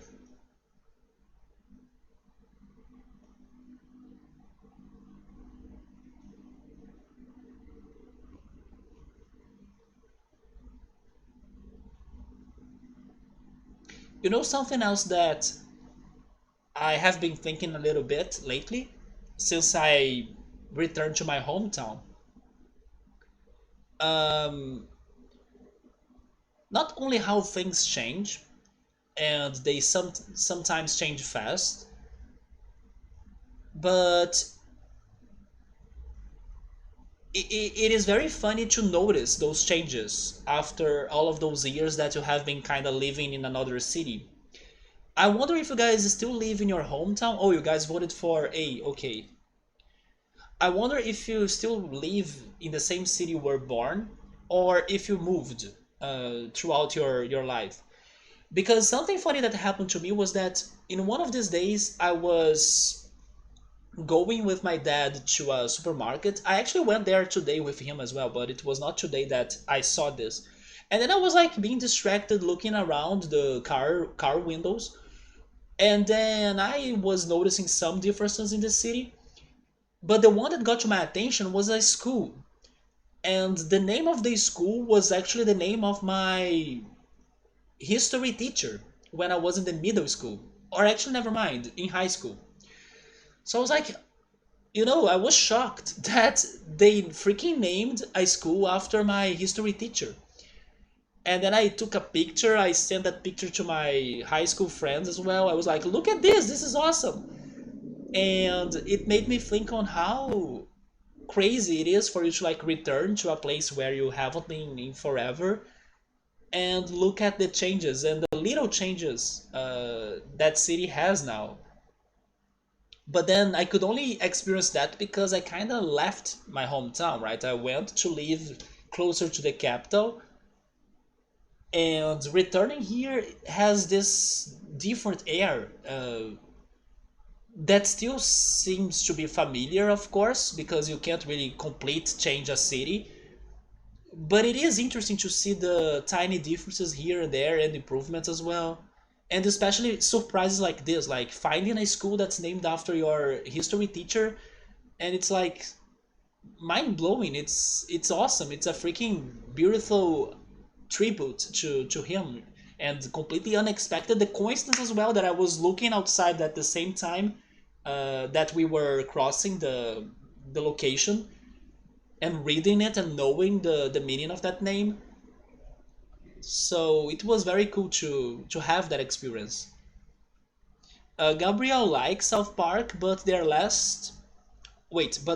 future previsions are not that amazing as the Simpsons. I agree, the Simpsons are the number one pick for like predicting the future, right? But I didn't know South Park had plenty examples as well. South Park ones are kind of logical, maybe. So do you think that Simpsons they make accurate predictions of more random stuff? By the time they produce or make the episodes, I wonder how many episodes are there of The Simpsons today. Are they beating One Piece? Can something beat One Piece regarding cartoons and animes? If One Piece is like the longest anime ever, is The Simpsons the longest cartoon ever? I'm now a little bit curious about those things. So you guys voted for large. Are we dying? It is approaching. Can we find a portal? Villages or the wildlife? I think we should pay attention to the wildlife because normally animals have more. Um, they can sense and react faster to like natural disasters, while people are dumb and they take forever to do something. So I would personally pick the wildlife. Like if the birds are if the birds are flying away, that's the direction I'm going to follow. Like the Simpsons foresaw Trump as president years and a year ago, while South Park did that only 2 years before the election. But it is still a little bit, let's say, they still deserve some merit, in my opinion. It's not like just because the Simpsons did it first. They both were bold to believe on something that, in my opinion, could never happen. I had no hopes that would ever happen at all. And then look at us today, right? Not only in the US, but also here in Brazil with some very, very, very debatable picks for the president. And boy, next year it will be awful, especially because only 13% of people will not go for the two candidates that are the favorites. And then I'm like, are you kidding me, Brazilians? Please, like, find another alternative. Anything but those two. But no, it seems it will be those two again. Like, it's going to be a very good year. Nope. Yes, I also would go for the wildlife in here because I trust the animals more than the villagers. An stampede? Is this the Lion King? The meteorite is coming again! You know what this is? This is the Daft Punk's meteorite. Larger, faster, uh, wait, I'm missing one of the words. Harder, better, okay, faster, stronger. There we go. So it's like larger, better, faster, stronger. Yeah, that's the meteorite from Daft Punk in here. That one can hit right on my face. I don't mind. If it is a Daft Punk meteorite, I'm down for it. I can sacrifice myself as a tribute for Daft Punk. I just need my mask that I left in my apartment. And then count me in for this. But let's see, do you guys prefer the larger or the faster? Like the joke when South Park did already existed around, and it was kind of a more possible reality compared to when The Simpsons did. I understand, but I still give some credits to them because even if it is like a running joke, because it is a joke, I think nobody really thought it could happen. It is the oh yeah, it could be the Majora's Moon after we wore the mask. That's true.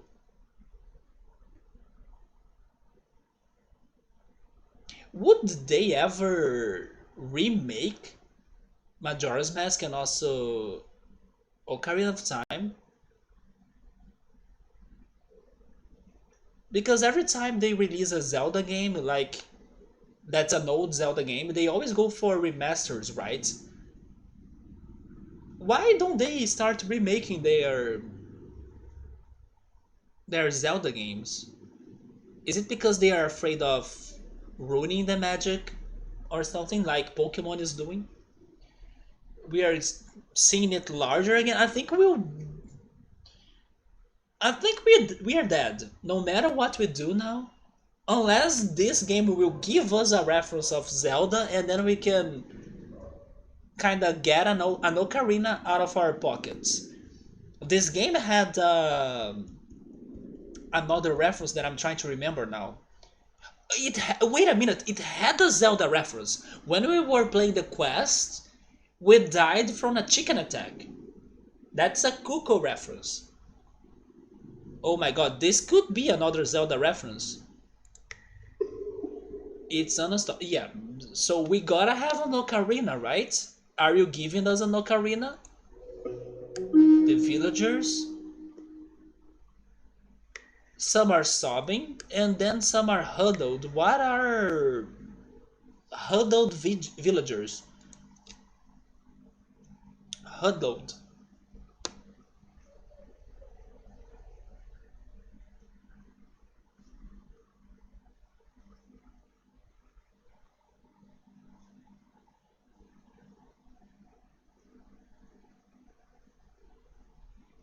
Oh, it's like an agglomeration?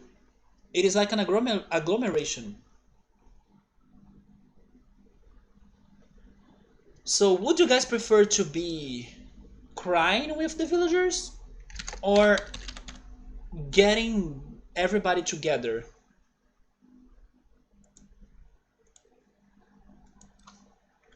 This could also be a reference to Armageddon, not only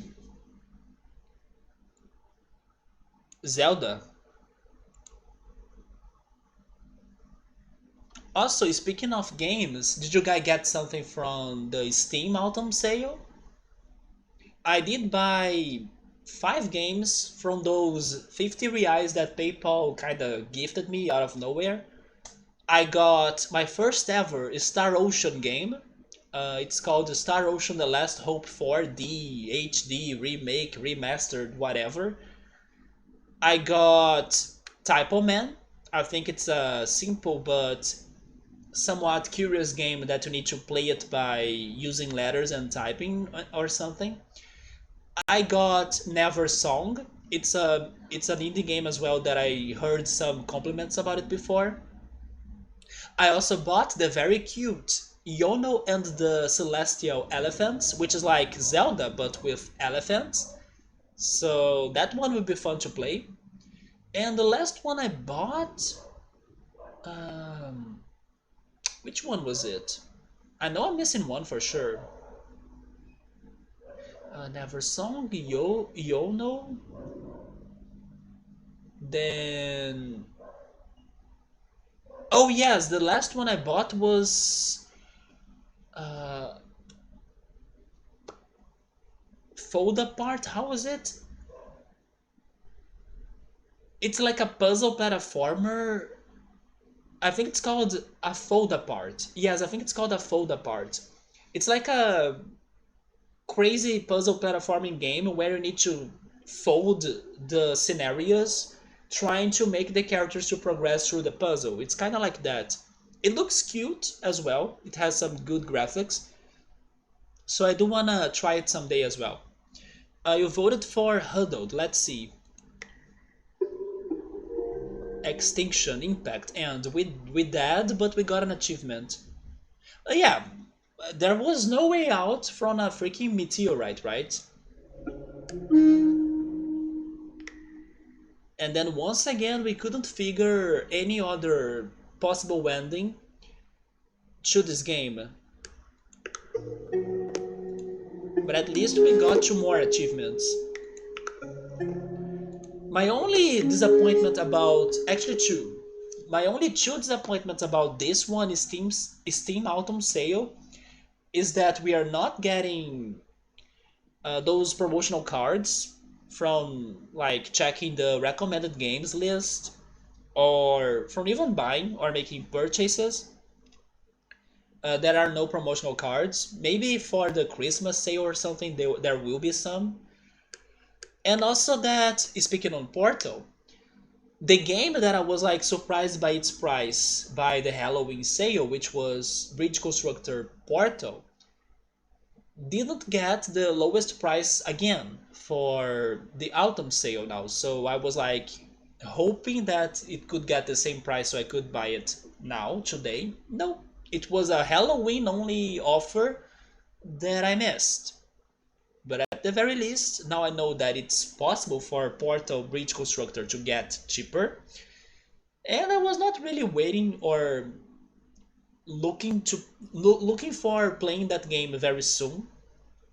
So I can wait more, right? I don't need to rush. I just need to guarantee that I'm getting the games for their lowest price. And then I did that with those 5 that I said. Let's see where...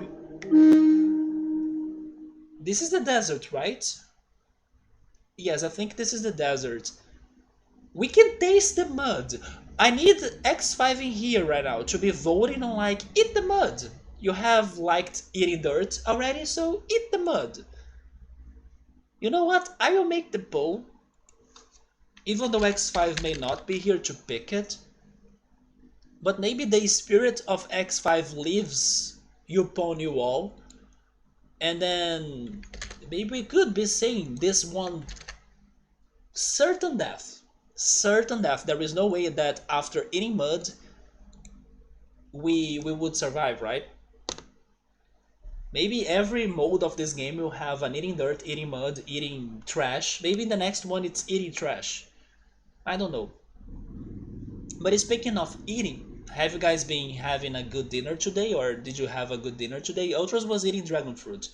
I was eating panettone because I was with my dad in the supermarket and then I returned home late and then I kind of had lunch late as well, which was pasta leftovers. And then I decided to eat some panettone before starting the stream. And for dinner, after the stream, I'll be eating couscous. And then I don't know if they will have eggs as well, like scrambled eggs. But in case there will be eggs, I'll be eating couscous with scrambled eggs. And maybe drinking some cashew juice.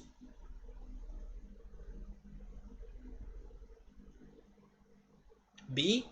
Okay, so the X5 spirit doesn't exist beneath us. We're bathing.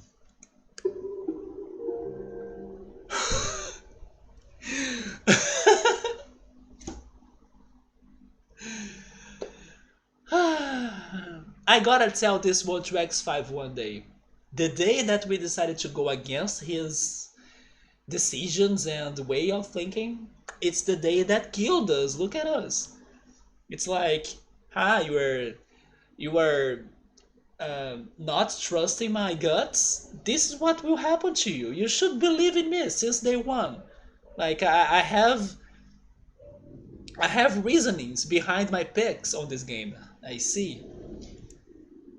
But then never mind. Like how could you survive after eating mud? Like edible mud doesn't exist. Come on. I think that was like a double death. Okay, we're back to the jungle now. The tents. Let's go for the pose again. Shepherd. We talked to the shepherd before. Let's avoid him this time. The pit's back. But then we entered the portal and we ended up in the freaking, worst dimension ever. Do you guys think it's worth returning there? I mean, considering or guessing it's going to be that same result, I'm not sure. Do you think it's worth us checking it? Or should I ignore this bit?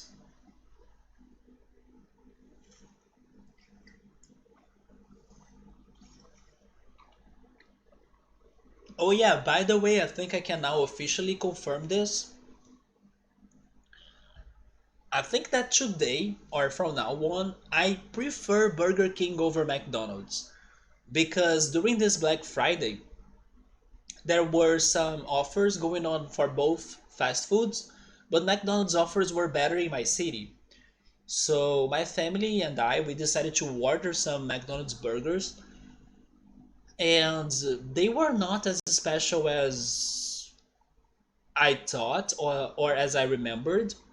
And since I have been eating at Burger King for longer, mostly because of their prices, but also now because of their taste, it is a big difference. Like Burger King has been much better in general than McDonald's. McDonald's used to be my favorite fast food chain for a long time, but this last time I ordered, thanks to the Black Friday prices, I realized that it's a new change like in my life. Today I prefer Burger King over McDonald's.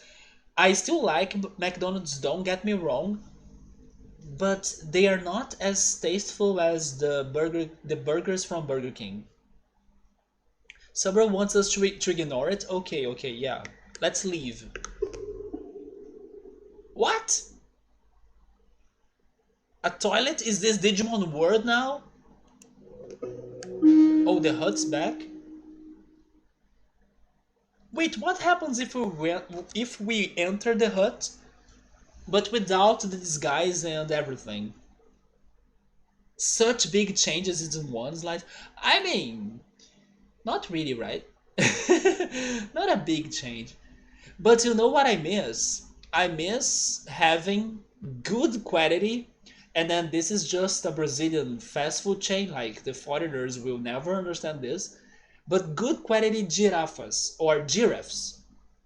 Fast food chains in here. It's pretty much a fast food that goes with burgers as well, but also dishes with like rice, beans, grilled meat, sausages.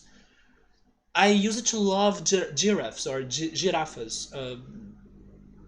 Like 10 years ago, I used to eat them or eat at them like a lot because they were a somewhat healthier path than the rest. I don't know if in São Paulo you have Billy the Grill. Is that a fast food chain in there? Because since giraffes have gotten so bad in quality, at least in Rio de Janeiro, I changed to Billy the Grill. Billy the Grill is much more tasty, even though it is a little bit more expensive.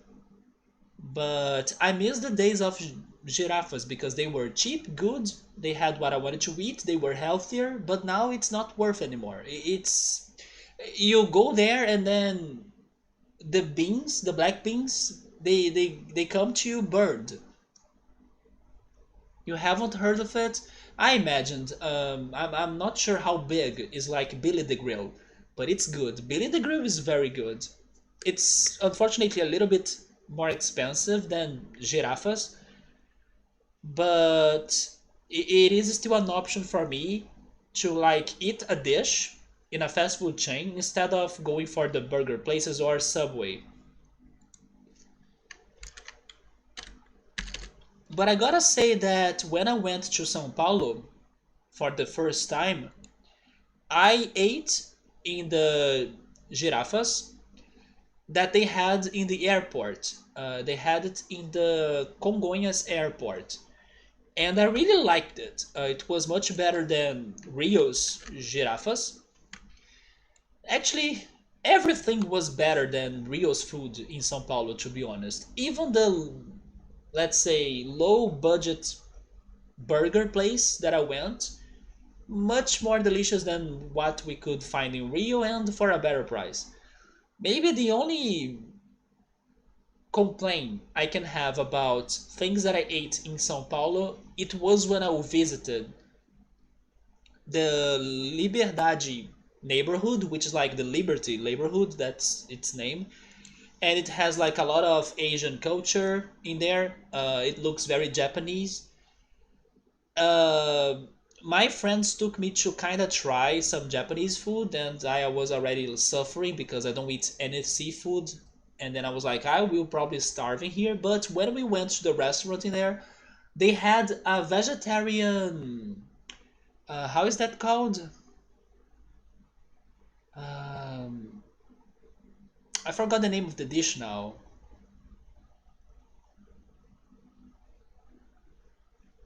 Yes, I can't remember the name of the dish, but they had a vegetarian alternative to that. Lemon. Yeah, they had a vegetarian lemon, and unfortunately, it was horrible. It only tasted like savory water, so I couldn't eat that. And then in the end, what saved me from that day? Burger King. Yeah, there was a Burger King in the neighborhood, so we went there afterwards. That was my only complaint. Like everything else I ate in São Paulo was amazing. Fantastic taste. It was a new layer to my uh, taste knowledge that I didn't have in a lot of time or in a long time. Wait, there was no votes. I want to see what happens if we re-enter. That's what happens. Fine. Let's see what else can we do here. Rowers, we're back to the jungle. The tents. The tools I used to build before. Let's go for materials. Stones. A sauna. We did not enter the sauna. Let's enter the sauna. Sweaty. The hut's back. We observe. The campfire. We talked to the chieftain, right? What happens to the flames? Toasty. Oh, is it a must? It is a must.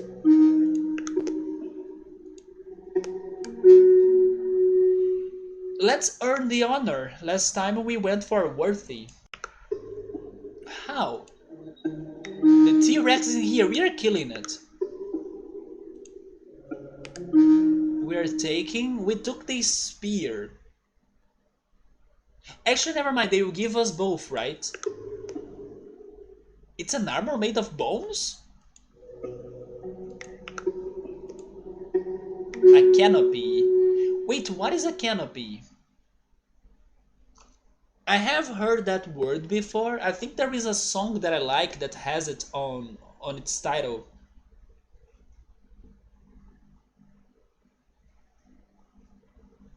But I don't know what it means.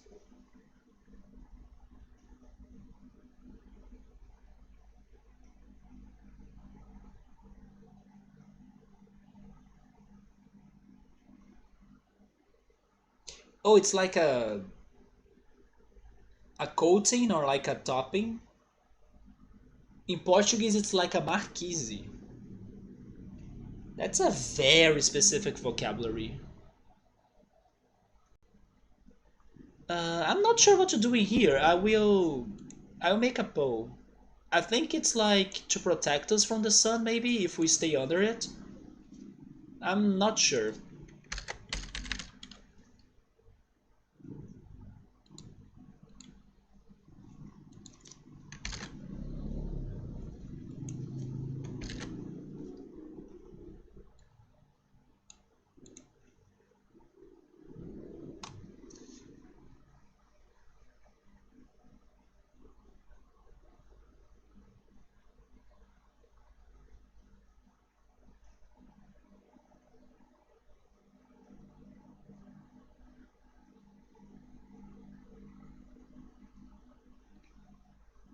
I guess I would pick the sun option, but I don't know where they want to go with this right now.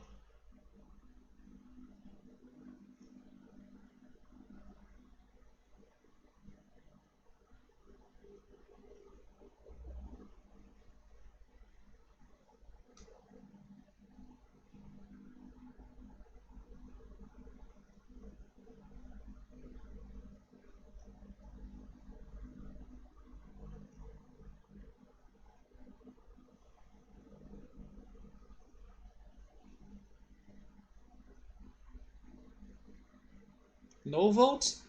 Yes, I will go for the sun then. Obscured. Roaring? I'm answering.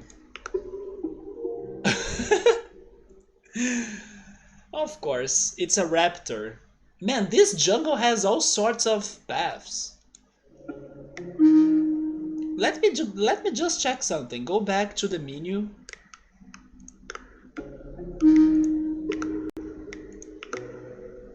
Oh, okay. Now we were able to get through the mid of it. But guys, I believe that was the end. There is no way, because as you could see, we found many other, let's say, situations, and only that brought us back to the main menu of this game. So it is like that's the end, you know. I think we should go for the third mode, because also after this exploration we found other results, but not really something promising to be a new ending. So you know what? I'm starting the world now. Take on the role of a god and build your own world. Will it prosper or perish? Darkness. Okay, it's day one of The Sims. Or maybe Civilization? Let's go for the third mode. Yeah, the third mode. I need to also get my pronunciation improved for words that end with M, because you gotta do the, you know, cam, M, zoom. I sometimes speak fast and then I'm like, zoom. It's not zoom, it's zoom. You gotta have the fish mouth for the M in English. Yes, I gotta get more used to that. That was like a pro tip from my YouTube English teacher. But also words that end with N, because your tongue needs to be like close to your teeth. Like can, and then your tongue is like up there behind your upper teeth. Can. So the sound can be more clear and people can understand you better. But especially the M sound, it's not a sound or like a mouth movement that we are used when speaking in Portuguese.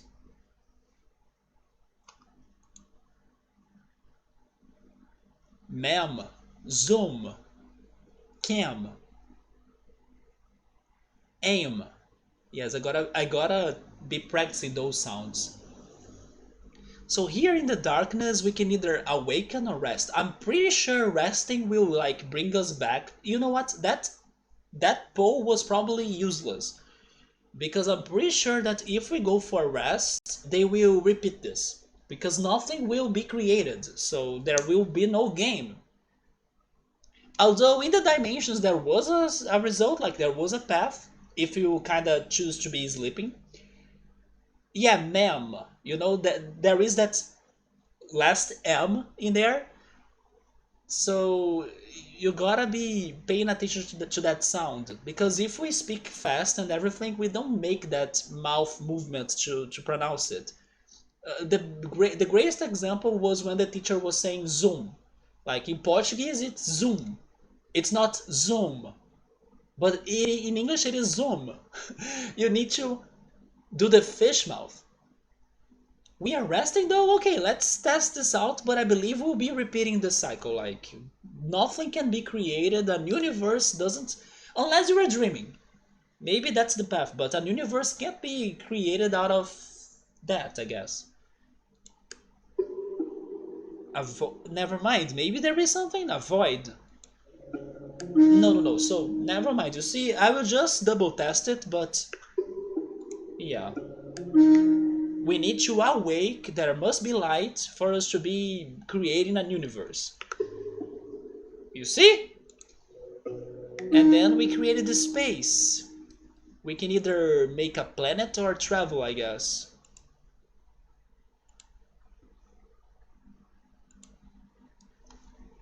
By the way, Gabriel, tell me which animes have you been watching lately? I know you were watching Komi. I gotta say that because Dragon Quest has been so, let's say, not only predictable but repetitive, it's been 2 weeks since I haven't watched their episodes. I will go back to them, but I'm not pressuring myself anymore to be watching them that fast. I'm giving preference to other animes now or other things now.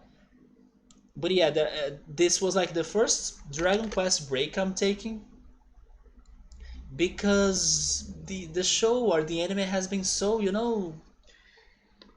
it's just like the Pokemon Diamond Pearl remakes. It's the same as always. It's like not very surprising. It's not that it's bad, but I don't know, it's not shocking. You haven't been watching anything besides Blue Period. Are you enjoying it a lot or are you like maybe so about it? I gotta say, I was very surprised that my friend has been liking it a lot. Because also I didn't know that my friend likes art that much.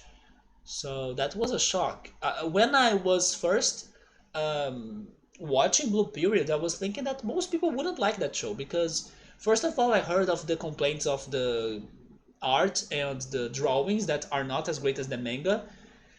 And second, I thought that I don't know who would stop what they're doing to watch an art show. I was having some maybe bad first impressions about recommending it to other people.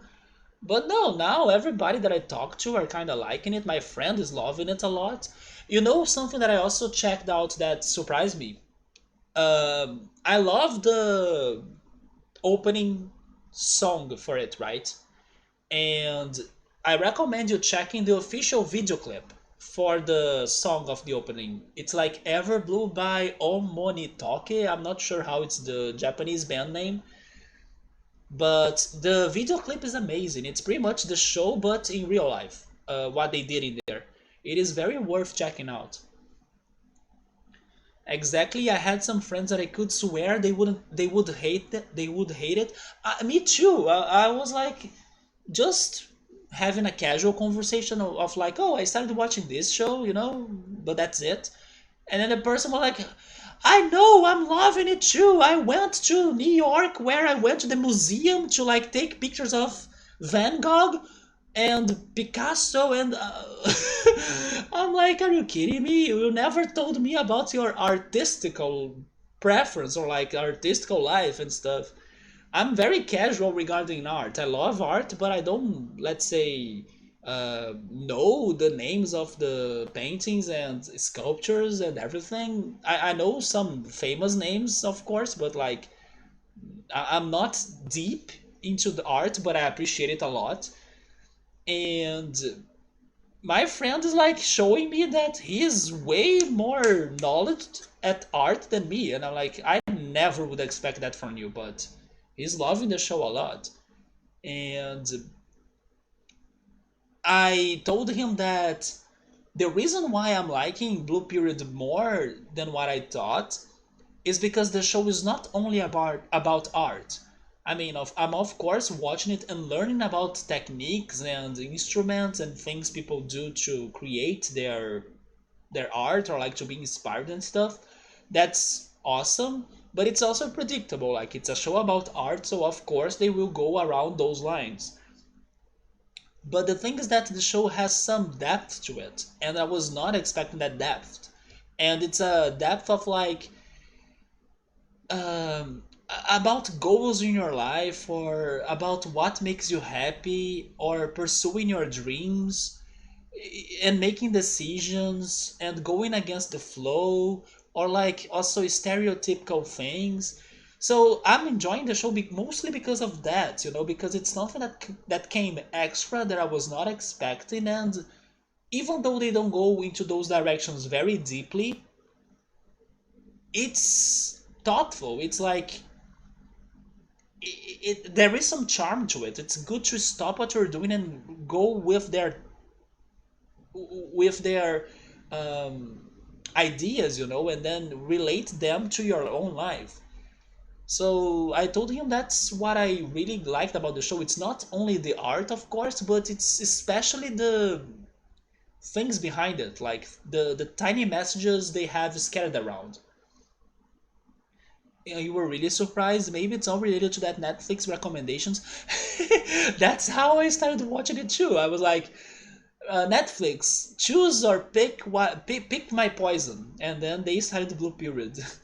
I had it on my queue, right? I had it on my queue. Like I would be watching it in the future at some point, but I would never start it right away at that day until Netflix did it for me, and then I'm liking it a lot. Once again, too bad it's a single episode per week. Yeah, it was the random watch thing. That's what put me into the show. Yes. So somebody voted for traveling in space. Let's go. I still haven't checked the cowboy. We got an achievement of void. But then why is this void achievement not for the first pick, which was rest, and then we were in the void? Like it doesn't make sense.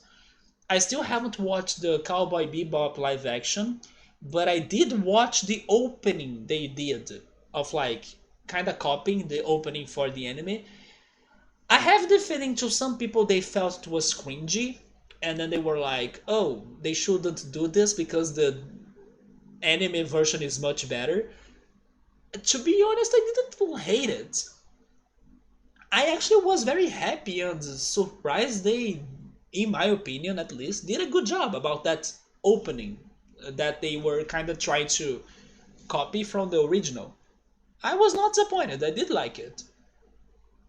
But then regarding the original anime, I was able to watch two more episodes, I think. And then I'm now at episode 7 or 8.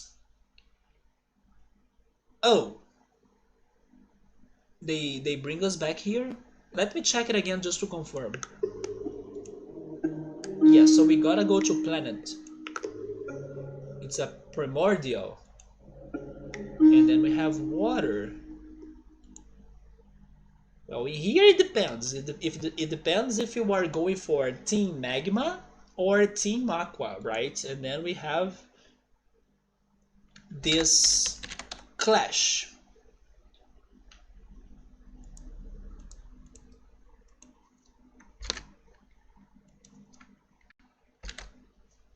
I think I would go Team Magma, to be honest.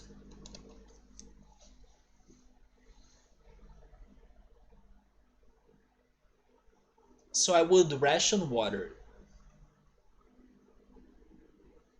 But yes, I watched two more episodes of Cowboy Bebop, and once I was getting more interested on the plot, which was mostly related to Spike's past, they went back to the generic episode adventure thing, and then I was, oh, we are not going deep into that yet. But I gotta go back to the show. I also thought so. I did see some people think it was cringy, but I didn't hate it as much as they were saying. I actually was surprised they recreated it in a somewhat creative way, or like I don't know.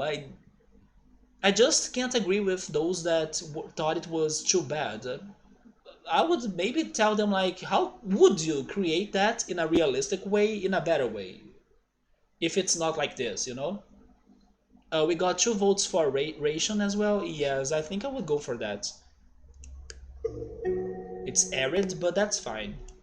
Then we have a landscape with mountains or plains. This is just like a civilization, Sim City. We are creating a universe in here. After watching all of the live action, you say it's an okay adaptation. To be honest, that's fair, considering Netflix history of like live actions they make. If it is a somewhat okay, I think it is already good enough, don't you think? Not amazing, not bad, just around, just alright. To be honest, that's also my take on the anime. I don't think it is amazing, but I don't think it's bad. I think it's alright and chill. Because so far it's been this, I don't know, this kind of pointless adventure they're having in there. It's just like a slice of life thing. I know there is more because they were teasing me in episode 6 with like some real plot going on, but I think it's going to be a slow burn. It's going to take some 10, 15 episodes until finally we get to some plot twist or some plot development for real. So I can't really have like crazy impressions of Cowboy Bebop. Besides the artistic part, of course, it looks beautiful, the ambience they create are amazing, the music is great, but plot wise, it's not very surprising so far. No votes, so I will create plains. Easier to live, right, than mountains. But they are dusty, so are they dunes? Which, by the way, I also should consider watching the movie of Dune, even though I also have the books that I never read.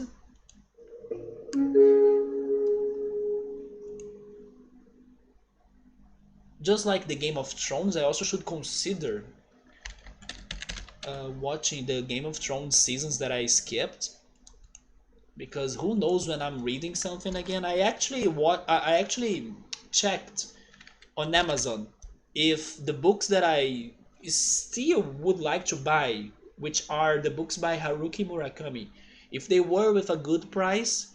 They were, but I still gave up on buying them or purchasing them.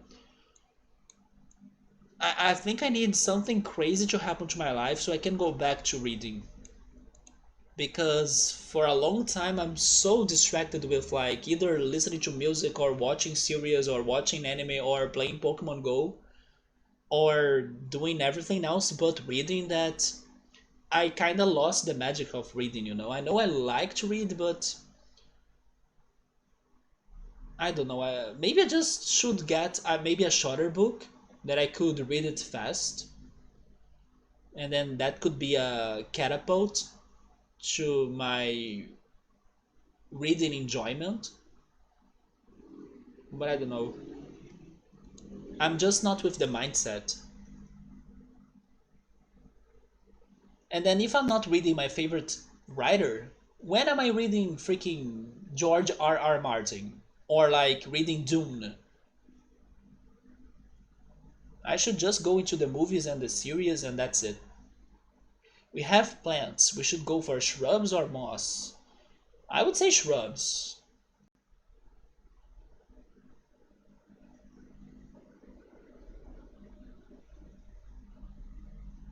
No votes. I'm going shrubs. Shrubs. Sparse. I wish they could show us a picture, of like what we are making. And then we have plants. We can go for berries or bush.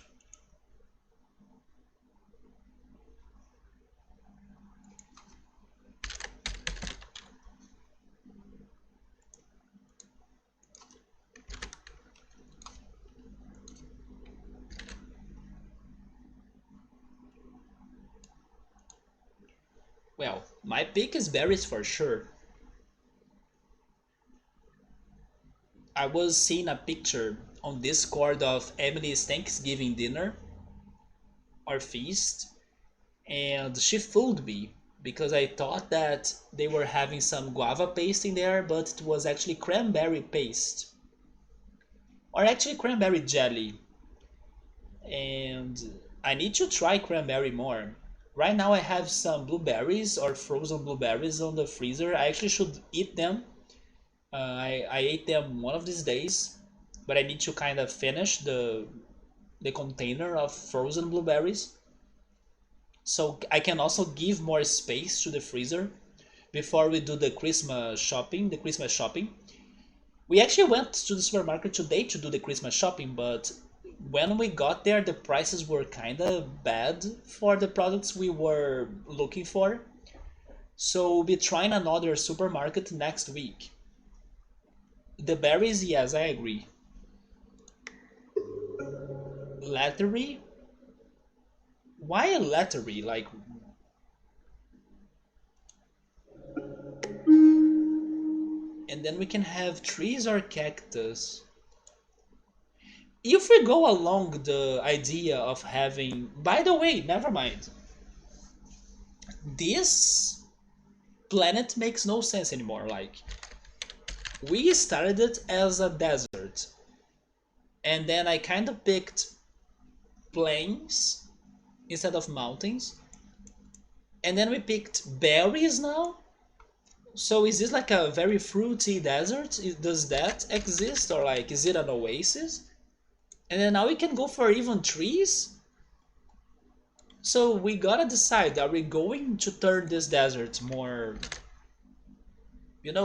lively? Or is it going to be a desert until the end? Because I'm hashtag Team Magma, and then I want everything to be land and arid. Or like I'm Dune fanboy number one, and then everything should be dry as sand. And then we go for cacti or cactuar. Do you remember cactuar? I miss cactuar. I miss Final Fantasy. Didn't want to say it, but I just said it. Also, can't wait to see what they're doing for that Final Fantasy IX remake. Probably rumor, but like kinda certain. Not to mention that Gabriel was also saying that the Chrono Cross thing is actually becoming a thing, right? So can't wait to see. I want to see videos, clips, images, pictures. I do hope they are somewhat very different. Not very different like from aesthetics, but quality wise different than the originals.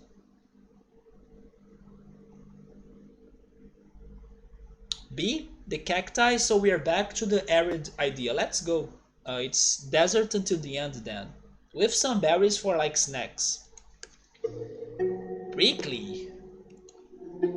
Then we have wind. It can be calm or intense. Well, in a desert, I would prefer intense wind to be honest, because otherwise it's going to be very dry and very hot as well. I mean, not too intense, like creating some sandstorms, but at least windy, so it can be somewhat refreshing.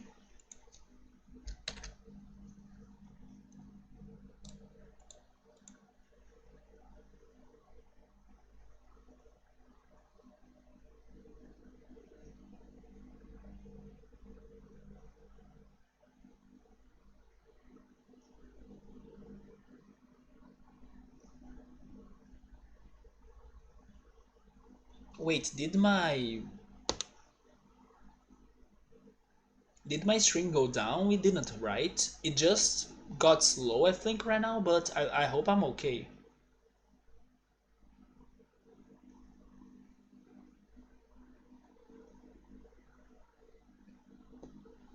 So another thing I was watching. Oh, Subway is saying Chrono Cross was a remaster, so it must just get some better textures. And then we need to hope that they won't mess with the OST. Yeah, but I have the feeling they probably will change the OST. But then I'm hoping, even though maybe I'm just like dreaming too far, but I was hoping you could pick. Like, do you want to play the game with the original music or with the new remastered music, or something like that? New orchestrated music. Square doesn't do that normally, right? So probably it will have a somewhat new orchestrated or a new music, and then we need to hope it's good or as good as the original. But like messing really bad with the OST, I don't wanna believe they would do such thing because they know that chrono music is something they shouldn't bug, right? They shouldn't mess with, or at least not disappoint the fans about that. They must know that it's something very special to everybody. So I also don't feel too concerned about it, unless they really, unless they really want to make everybody mad. I will go for intense because I'm hoping it's not too strong, but calm wind is not my thing. Not for a desert. That was what I was scared though, because the sandstorm is not good either. We have some animals. We can. Oh, great, right? I mean, I'm sorry, but none of those are good. But there is no freaking way we are going for mosquitoes. I'm sorry if you would prefer mosquitoes in here. I'm not giving you the chance to pick it. Wasps. I know that sucks, but no mosquitoes are allowed in here. We can have cobras or scorpions. In here, I will make a poll. Yes. We need some predators for the wasps. Although, I don't know if scorpions can eat wasps. Can they? If they can eat the wasps, I would go for scorpions. Cobras, I doubt it. But who knows? I'm actually surprised they're giving me cobras instead of snakes, right? Because, fun fact, cobra or cobra is snake in Portuguese. So I am surprised they're giving me some Portuguese in here.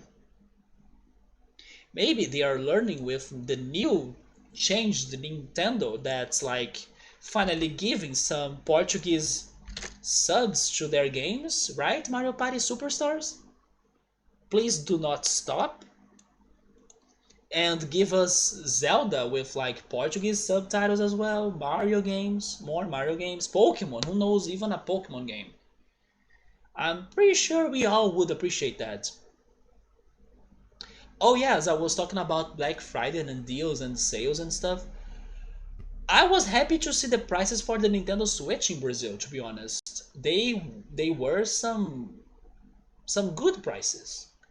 And it's still not my moment to buy myself a Switch, but can't say that I was not tempted to buy a Switch because the prices were somehow, I still don't know how, but somehow coming back to the values they had when they were first coming to Brazil. So they were of like 1,800, 1,760 something. You could even find that if you use the coupon. Is it still expensive? Holy F, yes. But for times and days where the switching here was like 3,000 reais, those deals are somewhat good. And those were the prices that, let's say, maybe not most, but many people bought the Switch in case they were buying their Switch in Brazil. So it's good to see that the price can drop again, even though the economics in here are like skyrocketing bad. The inflation, and by the way, I learned that the word inflation exists in English, so I don't need to like try to give it a meaning and stuff. No, inflation is a word in English. So the inflation is super high in Brazil, and also it's a little bit high in the US thanks to the dollar. Somehow miracles can happen and the Switch can drop its price. Subway is saying that none of those will be eating the wasps. I think so as well, like none of them would be eating the wasps, but I can picture scorpions doing a better job than cobras. Did you guys get a result? I kinda missed it, but I have the feeling there was no result. So I will go for the Scorpions because they are my favorite metal or love metal band. Not really, but they are great. But because I can picture them better than Cobras, and Cobras are, I mean, both are scary, right? Scorpions, Stingers, yeah. Cobras would have fangs. What's better? More animals. We can wait. Warthogs? Is it? Maybe it's because of the Pokemon. I'm thinking on Watchhog. Yeah, Warthog. Maybe that's its real spelling. Or rhinos. I have my pick in here for sure. I don't know about you. Also, this mode seems to be very safe, or at least very safe up to the end. Like you will go through a lot of options, and only in the end you may know if you were successful or not on your planet creation. That is good because we can have a preview of a lot of things it's happening in here. But it's also bad because it probably will take a while until finishing the cycles. But of course, the more cycles we work on, the more we can speed run them or like fast forward them. In here, by the way, I would pick rhinos. I also think that warthogs could be dangerous or like they could be somewhat aggressive animals. I would have that impression from them, so I would prefer having rhinos. I believe rhinos could be calm unless you really mess with them.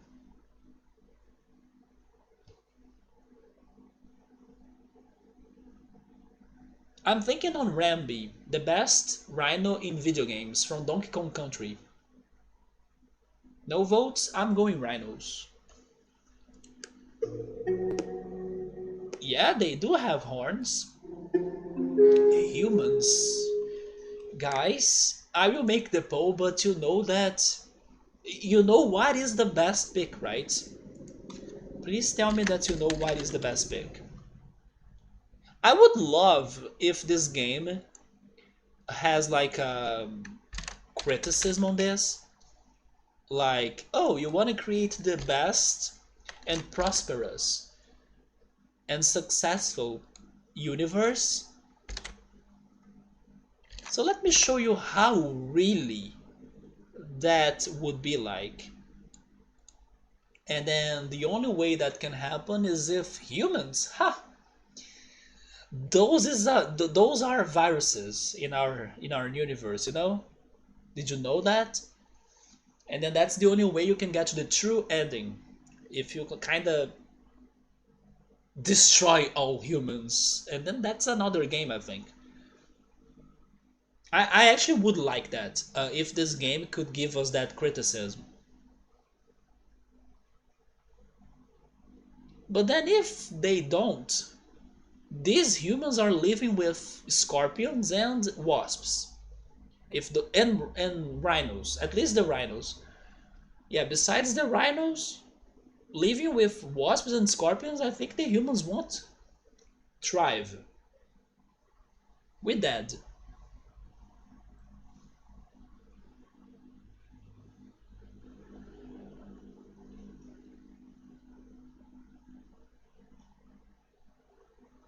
Yes, I also think so. I appreciate the person that voted for B. needs humans? Come on.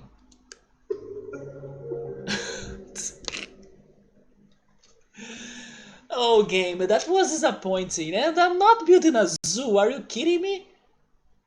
I was not building a zoo in here. Man, I was really hoping this game could have a criticism about this. Speaking on zoo, though, I was also watching a video about, let's say, the most underrated games of 2021. Which, by the way, Steam is having their autumn sale, but they are also having an event in there that you kind of need to pick your best games of 2021, right? I don't know if I will remember everything I picked, but I picked best game. I picked Sable, even though I haven't played it. It was the game that got me the most interested and hyped to play. Sable.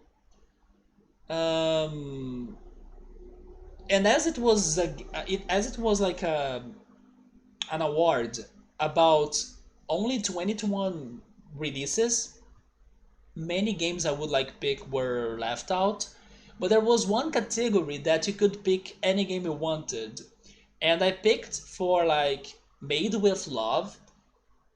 I picked Roller Coaster Tycoon Deluxe. Why? Because I already have that game, and because I had to also earn the badge. They were the promotional badge of the event, that you kind of had to like play a game that you nominated and write like a summary, or like write an opinion or a comment about your experience with that game. So as I played Roller Coaster Tycoon for more than 370 hours on this channel, and also the hours of my childhood and life, and I already have it, was easy to play and everything, I did that just for the badge, to earn the badge, the 4 levels of the badge. So yeah, for like game made of love or made game with love, Roller Coaster Tycoon Deluxe. Best AR game. I actually was lost about the options because I don't play any VR game, or like, yeah, VR, right? I said AR, no, it's VR. I heard about the Resident Evil 4 VR game, but I haven't seen anything about it. Although I do think the people that played it liked it.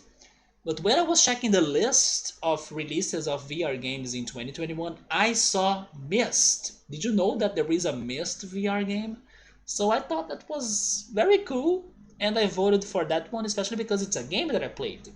Not in VR, but it's a very good game, classic puzzle game.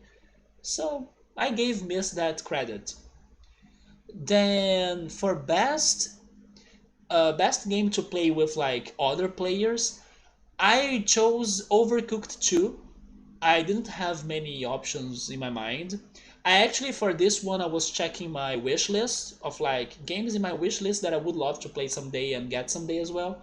And then I saw that Overcooked 2 was a 2021 release. That was my pick. There was one for best soundtrack. I think I went for Persona 5 Strikers. Yes, I believe that's the one I picked for it. Because the one that's like the most stylish visual game, I picked Psychonauts 2. At first, I wanted to give Persona both options, like best soundtrack and best visual style. But it seems you can only pick a single game for each category, so Psychonauts 2 for best visuals. Then there is one that's called uh, Game That I'm Good at Being Bad at It or something. I think I picked Blue Fire for it. No, no, no, never mind. It was not that one. Blue Fire. I picked Blue Fire for best mechanics because I really liked how it looks fun to play, as it's a lot like Zelda, but there is some more platforming involved.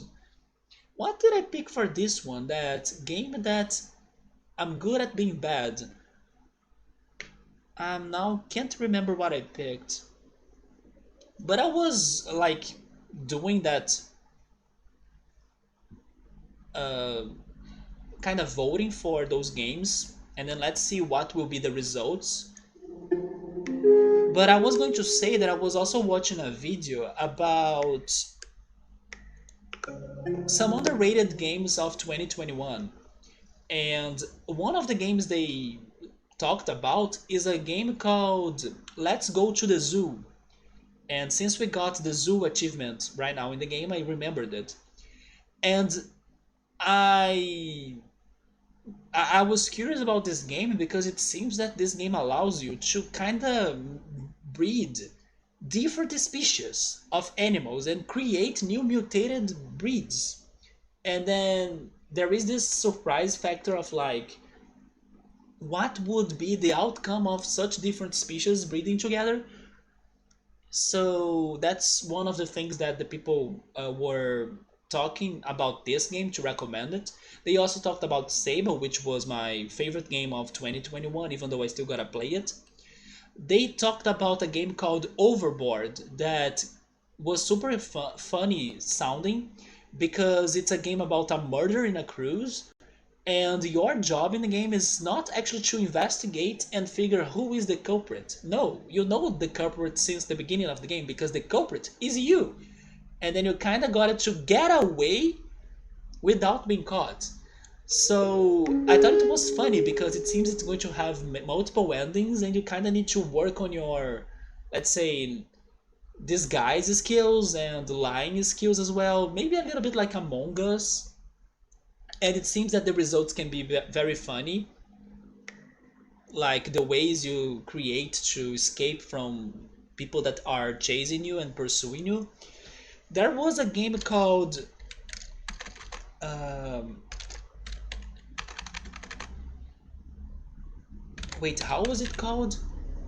It's something about I think it's called In Front of Your Eyes, or it's something like this, Beneath Your Eyes. Maybe it is Beneath Your Eyes. It is a game that surprised me because one of the ways you can play this game, let me actually get the list so I can also say the name of this game correctly. Before, that's the word. It's called Before Your Eyes. It was surprising because they have a different gameplay. I mean, you can play it with your keyboard and mouse if you want, but it won't be the same experience as if you were playing that game with a webcam. Have you guys heard of webcam games? So this game will kind of record your eyes, and every time you blink, you kind of proceed in the storytelling of the game. And everybody in the video was saying that this game has such a good story. And they were like very emotional by the end of the game, and they were thinking about the story for days and days. So even though this idea of like playing a game with your webcam and like by blinking and stuff sounded a bit crazy to me, they actually said that it works a lot. It does make a big difference when you're playing the game, and that the plot is like amazing. So they did get my attention because of that. And according to them, it's a very overrated game. I mean, underrated game that should be more well known. They also talked about the Forbidden City, which is like a medieval game. But they got my attention because this game is like, if somebody commits a sin, it's like medieval because it happens in old Rome. At least that's the impression I got from it. It happens in Rome. And if somebody there commits a sin, the universe collapses. Like, it's the end of the world.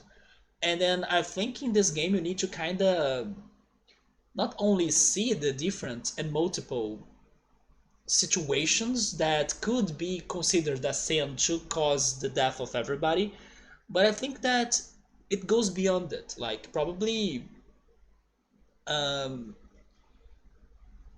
you need to understand how can everybody work together and trust each other for the benefit of the whole, instead of like being selfish and committing sins and risking everybody's lives for nothing. So that game got my attention because of that. Also, they talked about Toem, which is a photography game. It's black and white and it's very casual, chill, and wholesome. I actually had that game on my wish list before this video, but they were saying better things or more things about it, like that this game is something that people should not like underestimate because it can be very enjoyable to play and very surprising in the ways they work with the photography mechanic, not just for like taking good pictures but actually taking pictures to solve some puzzles and help the characters of the game. And also it has a good message according to people. They also talked about Moonglow Bay. I also heard about this indie game before, but it was not very appealing to me. But they said it's like if you like to fish in Stardew Valley, you should play this game because it goes a lot about fishing and it's as chill as doing that in Stardew Valley. But I actually never played Stardew Valley so far. I should someday, right?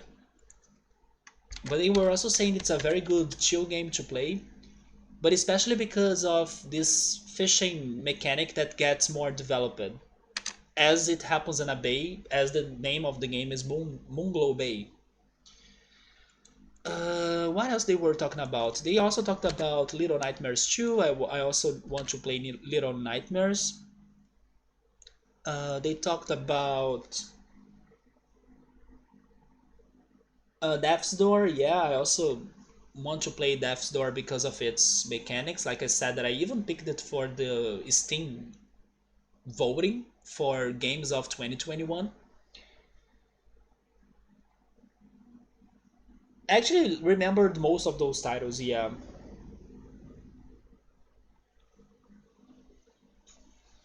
2021 for me was the year where I got the most interested to play indie games. Maybe that's one of the reasons why I'm playing this game right now with you. Like, and then after it, I will also jump into another indie game, right? And I'm also very curious to play Evoland, which was the game that I bought in the Halloween sale. I think it was in the Halloween sale that I got it. And yes, I have been super curious to play some indie games. Can't wait for next year um, wholesome direct for more wholesome indie games announcements. I will pick the mountains this time in here because last time I picked the plains.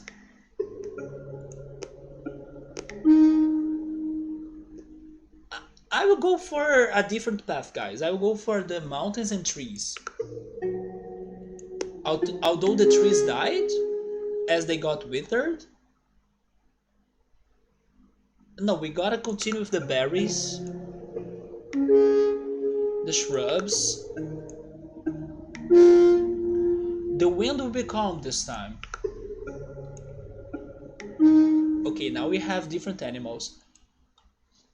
You know what? Something good happened on this cycle, or maybe I should say in the previous cycle, which was there are game overs. Like, I was thinking the answer would only happen in the very end after we go through all of those options and they will give us a result. No, we could die in the middle of the choosing and picking, right? So that's good. So we can accelerate our attempts a little bit more. So it was good to learn that. What do you guys prefer, goats or owls? I prefer owls, to be honest. Goats can be funny for the memes and for their crazy screams, but I love owls. Owls are such beautiful animals, in my opinion. Noctowl is my favorite early bird in Pokemon. He's not the strongest, but he's my favorite.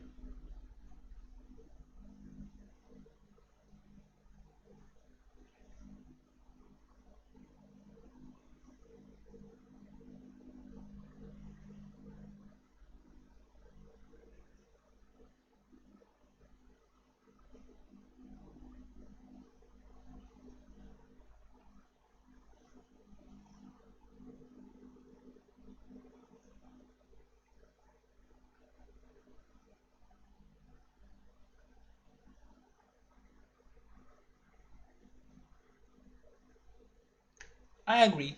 I would pick owls as well. I don't know that word. Tawny? What is that? Sabri is saying that maybe if you exclude the human pick.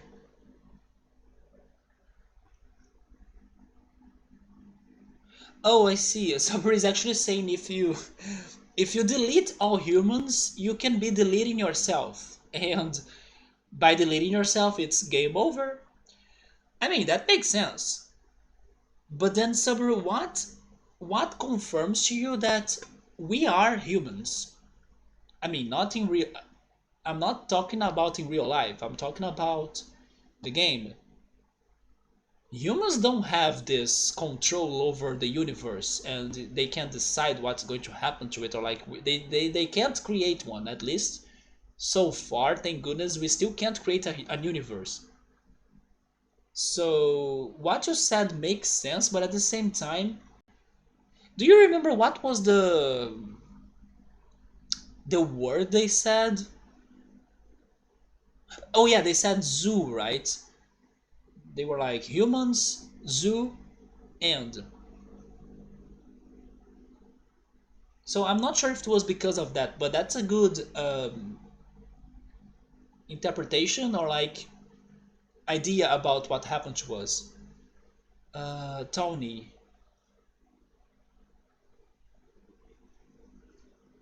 So what is this?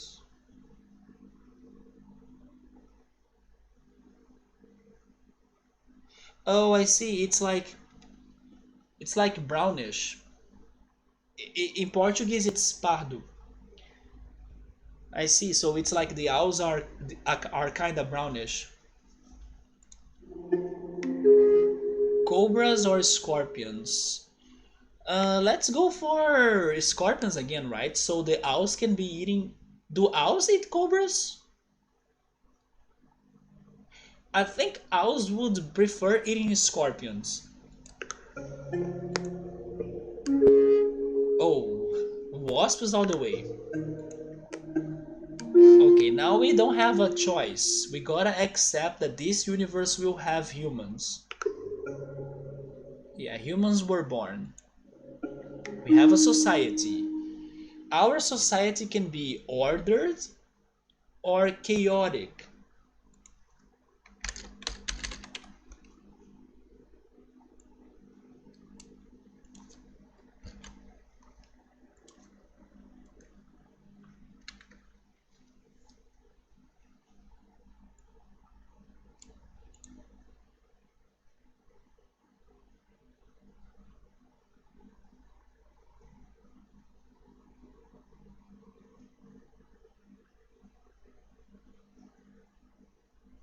It's crazy how both picks suck, right? A very ordered society is boring, a very chaotic society is dangerous. Isn't it crazy how both are bad? And we are almost, not almost, we are always going after one of those two. But in the end, both are bad.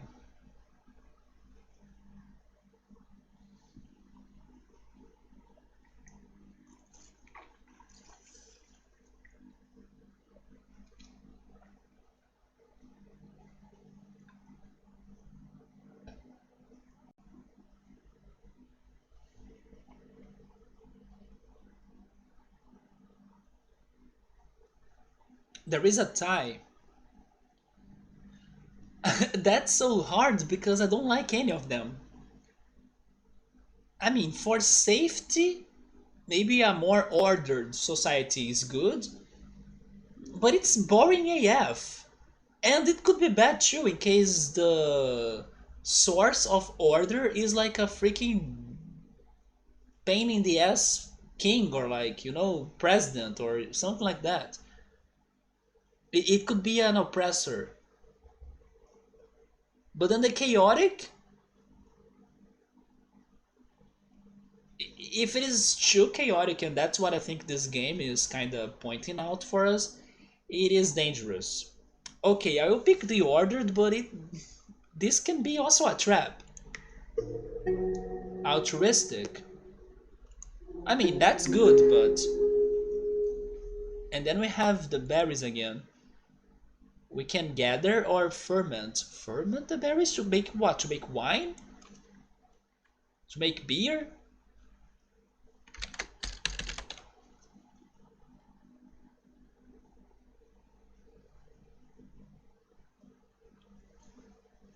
Safety, efficiency, and loss versus freedom, creativity, and autonomy. That's why I mean, but then, wait a minute. But then yeah,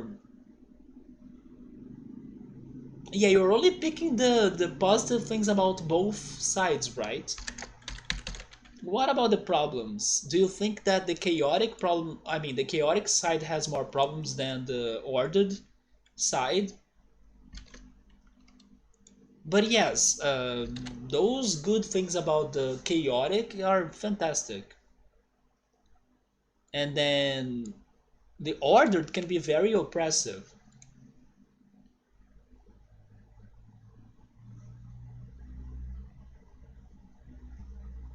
Regarding the berries, I think I would rather gather more berries instead of fermenting them. I don't drink. You can't have one without the other. Would you say that the best solution is actually the balance between them both? Because yes, the two extremes, they are bad in my opinion. Yeah, but then also keeping a balance, it also sounds like impossible. Middle ground, yeah.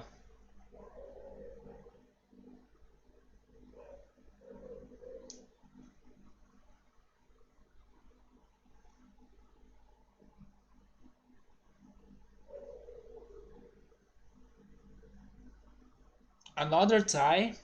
I will go for gathering more berries. Food. Stars.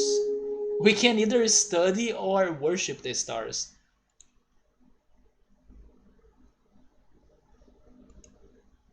This can only make me think on Saint Seiya. I was hearing some very, very, very vague rumors about something, but hi Yoda, how are you, man? Just like in Shin Megami Tensei, I wish I could have voted on Shin Megami Tensei on the Steam uh, awards thing, but no, it's only on the Switch, right? Isn't it a Switch exclusive? Shin Megami Tensei 5. At least you can vote it for best RPG on the Game Awards, but not for the Steam thing. Have you guys seen anything like deeper about the game? Have you been playing it or watching playthroughs of it? I wonder if I told my friend to buy it, if he would buy it. Because my friend got Persona 5, he started playing it. He hasn't finished it. He only played the beginning of it, but I believe he was enjoying it a lot. It's just that he got into other games and distracted with everything, and then he never got back to it. I wonder if he would buy that game because I'm pretty sure the Shin Megami Tensei game is like very good. You watched a few of the playthroughs already. It is hilarious. Seriously, there are many references to Persona and cultural things. Like, okay, I now wish I could be playing it too. Like, I'm seeing some JoJo references on freaking Komi Can't Communicate though. And then the spirits are jerks, like really assholes. Like, depending on the spirits, I can see that some of them are very evil, but I don't know what is like the level of jerkiness we're talking about. We are worshipping the stars, guys. You want to create religion here? Wait, game and computer, are you both okay? No, my computer is not okay. Come on, computer. Don't give me a disconnection.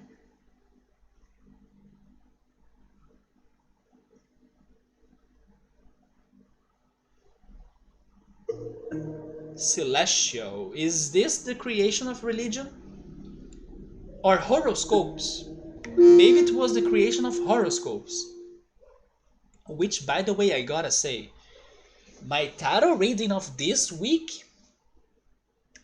is spot on. Like, it was very, very, very fitting. And what's the best is that I got the tarot reading like just after the situations happened in my week, right? And then I was like, yep, you were telling me exactly what just happened last night. So it was very, very crazy. Gabriel, you are making me curious. You are making me curious to go check on the playthroughs of Shin Megami Tensei 5, but at the same time, I kind of want to have the experience by my own, you know? I always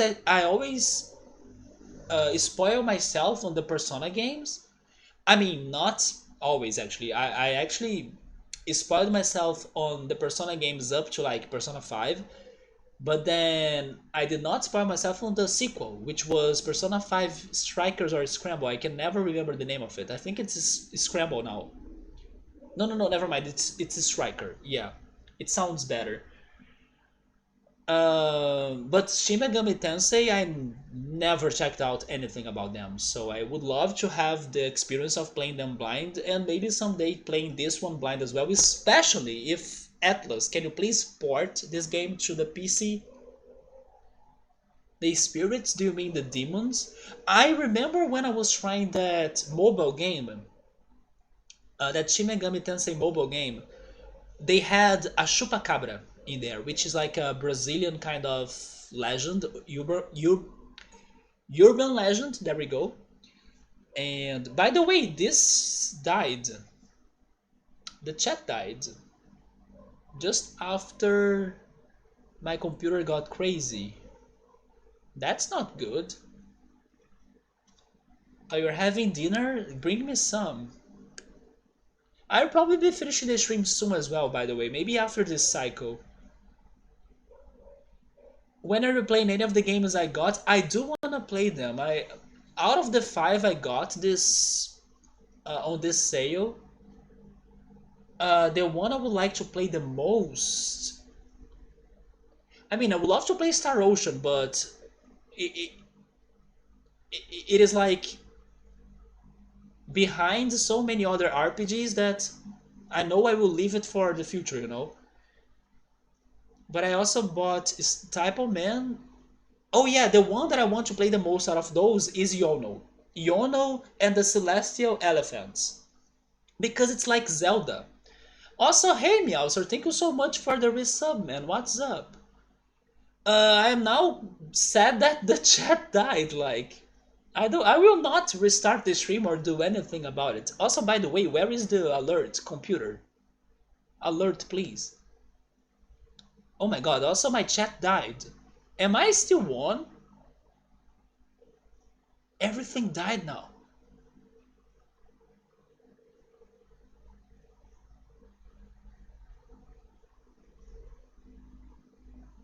I was saying that my chat died, but not only the chat down here, the chat that I follow like I follow everything.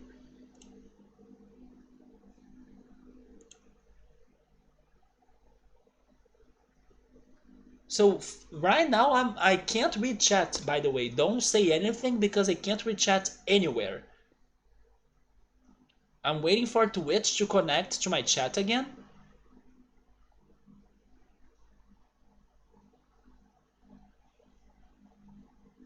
Oh my god, what the heck is going on? I think I will get my phone. Give me a second.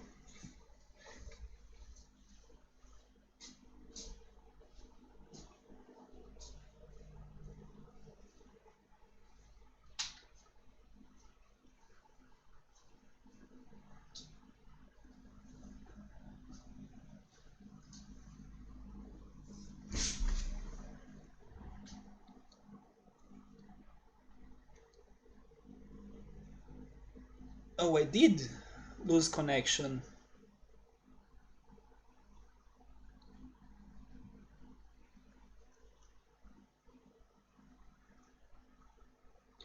Am I back or no? I am live. I just don't have chat. But give me a second.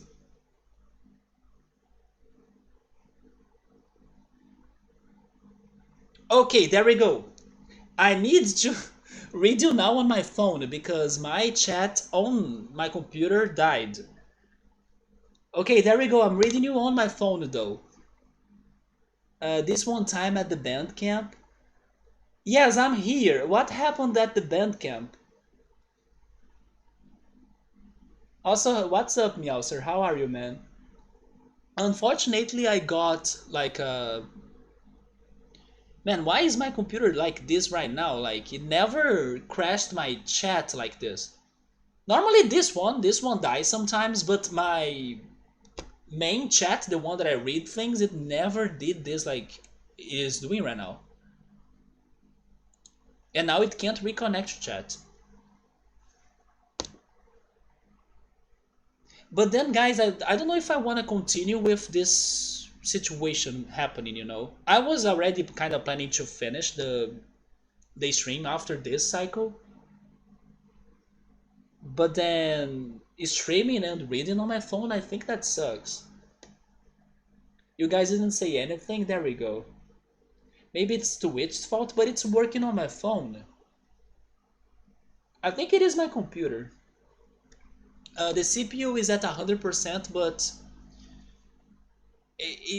when you don't necessarily need to trust the numbers.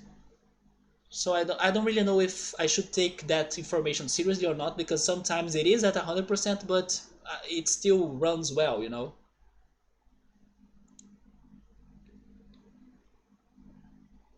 My alerts are not working, I guess. Oh, by the way, Meow Sir, I think you were not here when I was saying this. I think you got some more extra emotes for being a subscriber as well, because Twitch gave us more slots. So I added the What Luigi, the Professor Layton, the Bomber Riot, and another one of the links, the Gigi link. It's more Windows updates. Dude, don't mention it. And I'm sad because the Windows update that I did yesterday, they really made my computer fast. Like it was new. It was super, super fast. I was even having some high hopes that today's stream could be without issues. Maybe it is OBS. Who knows? Because I did the... It actually loaded the music.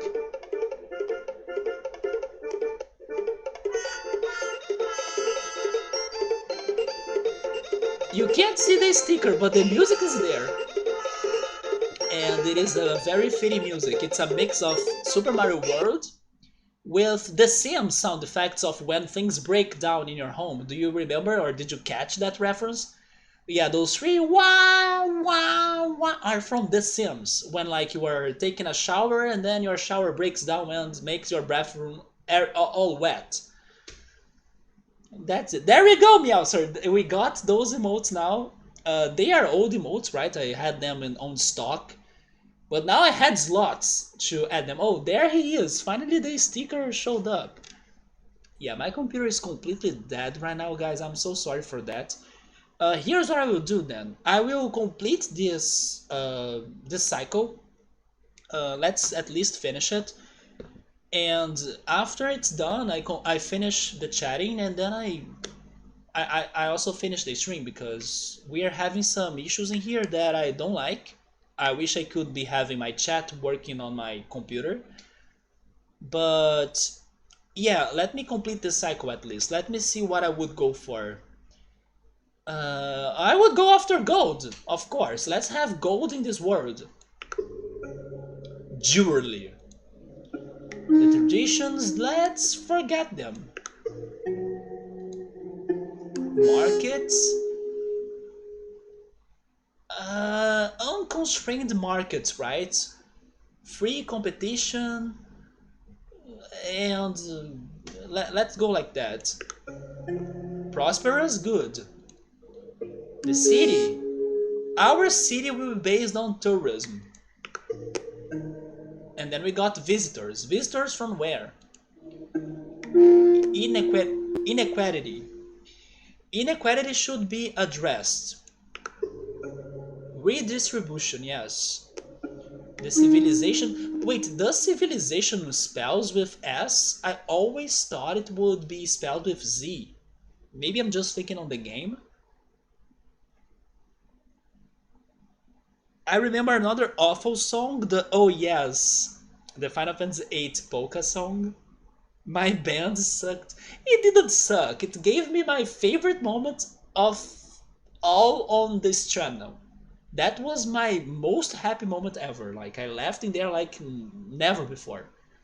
So it was not awful. It was fantastic. It's like one of the best moments ever.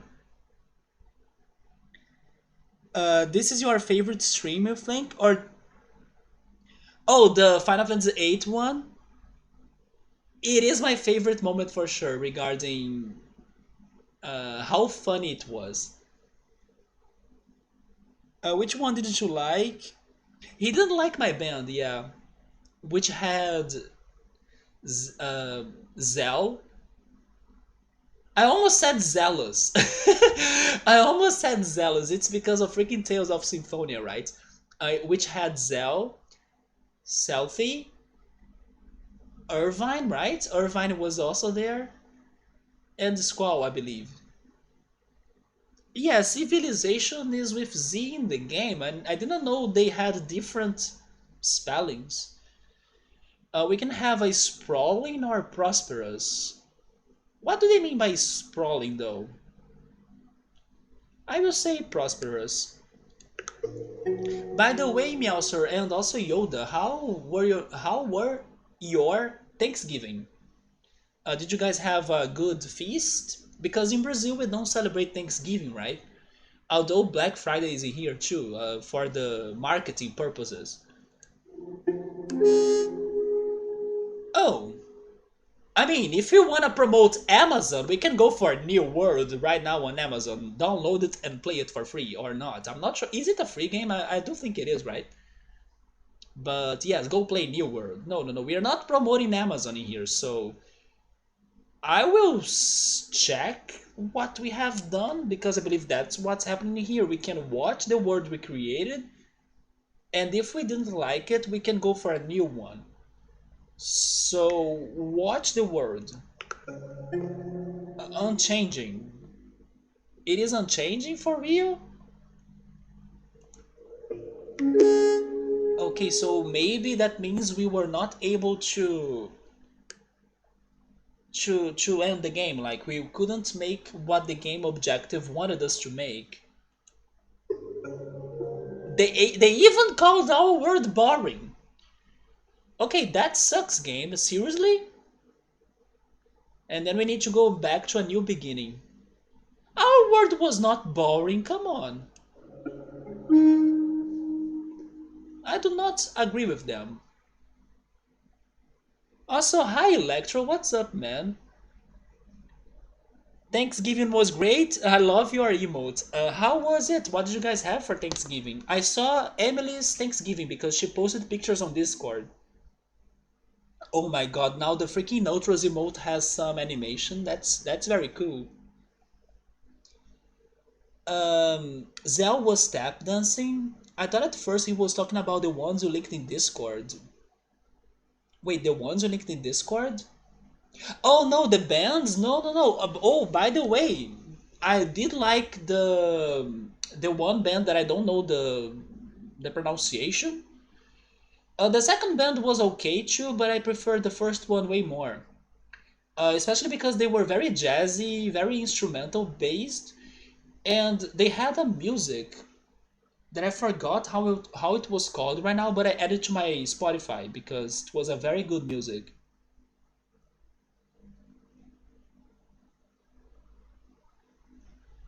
Yeah, Zell was tap dancing. I remember. I think Irvine. No, Irvine was tap dancing, man.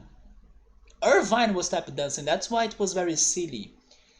And then I think Selfie was in the keyboards. Wait a minute. Never mind. Never mind. It was not Zell. It was Quistis, wasn't it? I think we had Quistis, Irvine, and Selfie. I think we had Quistis in there. It was nice. You drank a lot of whiskey eggnogs. Oh, Emily, hi. I hate how when my stream is like all dead because I can't read the chat on my computer. The chat down here is dead too. I'm reading you on my phone. Everybody's showing up. But hi, Emily, how are you? I was just mentioning you because I saw your pictures from your Thanksgiving, and then I'm asking everybody how was their Thanksgiving as well. In the most recent poll, the top 10 Tails characters are all males. Seriously, Yoda? Is there the new protag, like from the Tales of Arise in there? Also, just out of curiosity, what are the names of those characters? The Neo Games protags. Currently at arrest stop. I almost said shop. Arrest stop, driving back from your parents' house. There we go, Electro. Drive safe, man. Are you also eating a snack in there? That's who I'm going to see. Oh, I thought that you were at their concerts already. So you're going to see them on Tuesday? Oh, there we go. Ultros also has his animated emote. I should probably wait until the ad is done to talk. No, don't worry, Emily. There we go, there we go. I missed you too. How's it going? Oh, Emily, I was mentioning also Electro. Electro may be interested for this as well. I was mentioning um, earlier today a video that I was watching this week about some great games from 2021 that were kinda underrated or like they didn't get as much popularity, but they deserved some spotlight. And then they were highlighting such games. The first one they highlighted is called Let's Go to the Zoo, and it is on Steam, so definitely take a look at it in case you are interested. Of course, as the name suggests, it is a simulator for like building a zoo. And what the people were talking about it that kind of made it very interesting is that in this game you can kind of breed different species and then create all sorts of crazy creatures you could ever imagine. And those creatures could have some sort of, let's say, not only aesthetic impact on the exhibition of your zoo, but I believe also behavior impact. Maybe some of them could be very aggressive and then make something like in Parkersaurus that Emily was saying that they were destroying their zoo and like the dinosaurs were causing havoc and stuff. I'm imagining this to be happening on this game too. But yes, it's a game that I haven't heard before. I don't know if you guys know about it already. Let's Go to the Zoo. So take a look at it because I got that recommendation and I was interested. This idea of like breeding and creating new species sounded very fun. You made lasagna, Emily. I went to the supermarket with my dad to try buying things for our Christmas dinner. Like if we buy it in advance, we can get better prices. But unfortunately, we didn't have the prices we were looking for, so we'll go to another supermarket next week. But I was kind of surfing through the through the aisles, right? Through the aisles of the market. And then when I was crossing the frozen dishes and things, I was like, lasagna.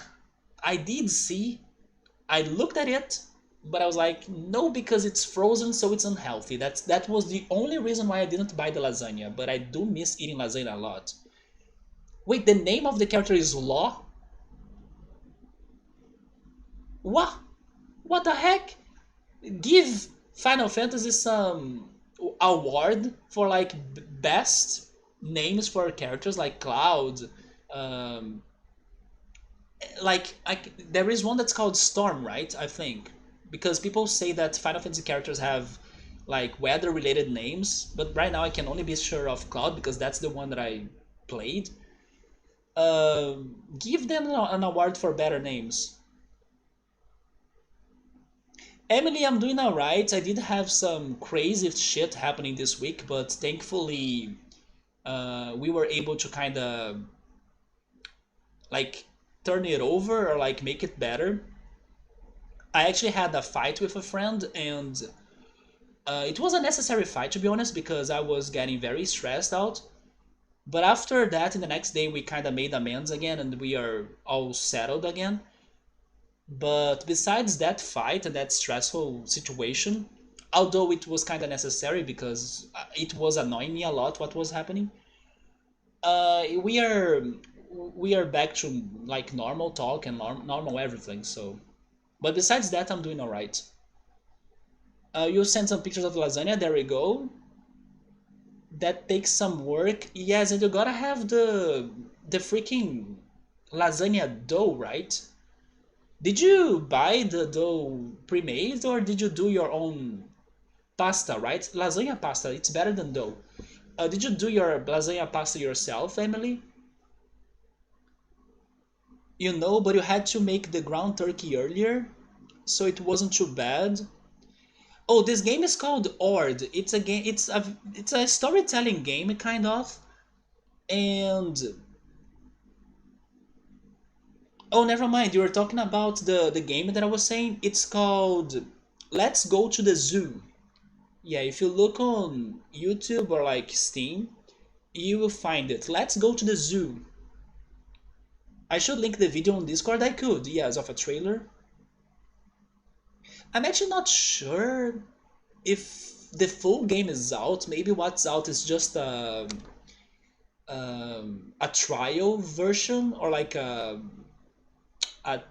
like a beta, right? A beta version. Maybe the full game will only be released later. Meowser loves making lasagna. I know, right? It's been forever for me as well. Because here in my home, nobody cooks lasagna. We only eat the ones we can like buy frozen. But then because it is unhealthy, I gave up on that idea. But there is the pizzeria that we have been ordering pizzas a lot here lately because I gotta admit, even though I love my own pizzas, have I been cooking them and baking them a lot? I have not. So we have been ordering pizzas and this pizzeria has their own lasagna too, and my friend told me that their lasagnas are amazing, and I can imagine because their tomato sauce is amazing. So maybe one of these days I will try ordering that lasagna. I just think it's going to be a lasagna for a single person, so like it's not going to be shared between my whole family, so that's going to be bad. But I'm very curious and I'm tempting that lasagna a lot. I'm very sorry that happened. But Emily, do you know when like there are bad things that come for the better? Things like that? That fight was I mean, I'm a very impulsive person, so I can say for sure that I could not avoid that fight. Like that fight had to happen. At least on my perspective.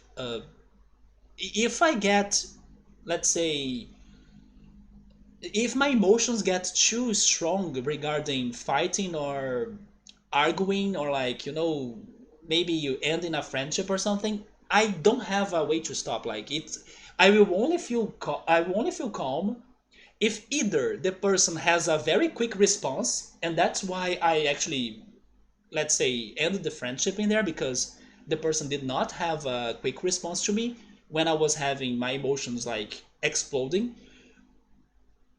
And as that didn't happen, I had to explode. But the thing is that after all of these years and after all of my experience with, let's say, relationships and friendships and everything I learned about myself as well, I knew that even though I couldn't control my impulses, that doesn't necessarily mean it needs to be the way it is. So basically, because of how I know how I behave, I was like, this must happen. I'm sorry, but I have to end the friendship. I blocked this friend from social media and everything. And then on the next day that I was like calm, I was more calm and without the impulses and without being ferocious basically, I learned throughout everything that happened that I don't need to really have this end this way, like I'm being aggressive and impulsive and there is an expression in Portuguese that we say it like throwing shit at the fan. I don't know if there is anything like that in English, but I was like throwing shit at the fan, so the shit will be spreading everywhere. It doesn't need to be like that. So what I can't control, I don't control. So there we go, fight. I'm blocking you, disappear, and that's it. On the next day that I was more chill, I was like, okay, I will allow a conversation, like I will open a communication channel. Wait, communication channel. There we go, channel. I said the word in Portuguese, which is canal, channel. And if you want to talk, we talk. If you don't want to talk about that, we continue like this. And then we had a talk. The talk was very good. The person admitted that uh, he was like not doing something cool like towards our friendship, and we are now working on solutions, and it's been kind of like back to normal again, right? But it had to happen. I was really getting bothered, and the person was not realizing it.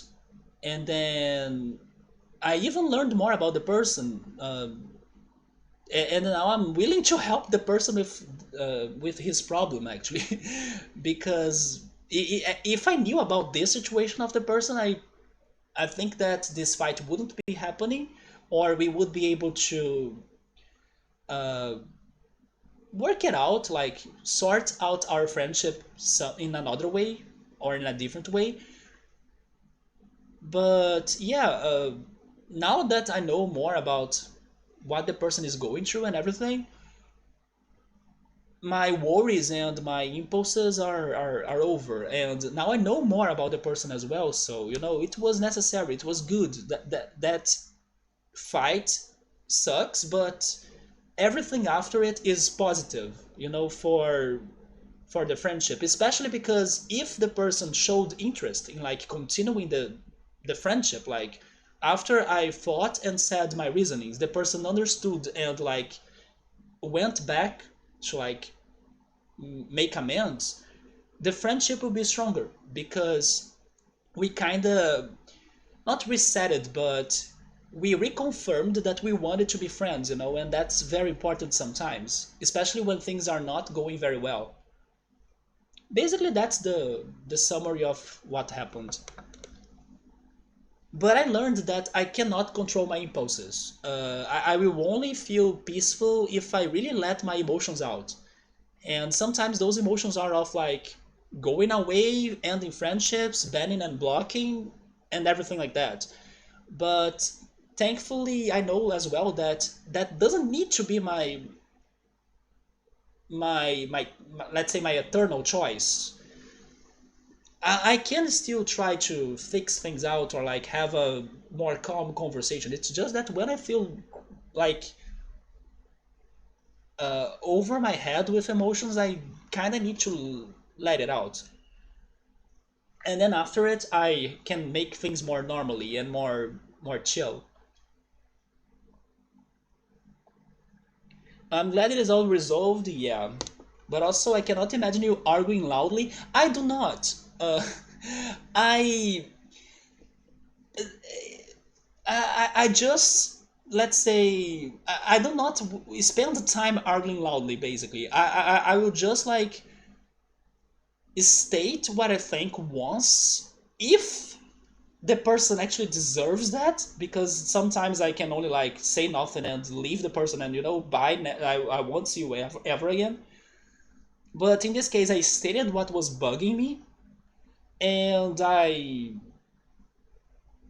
was not there for more fighting because, like I said, I banned, I blocked, I disappeared.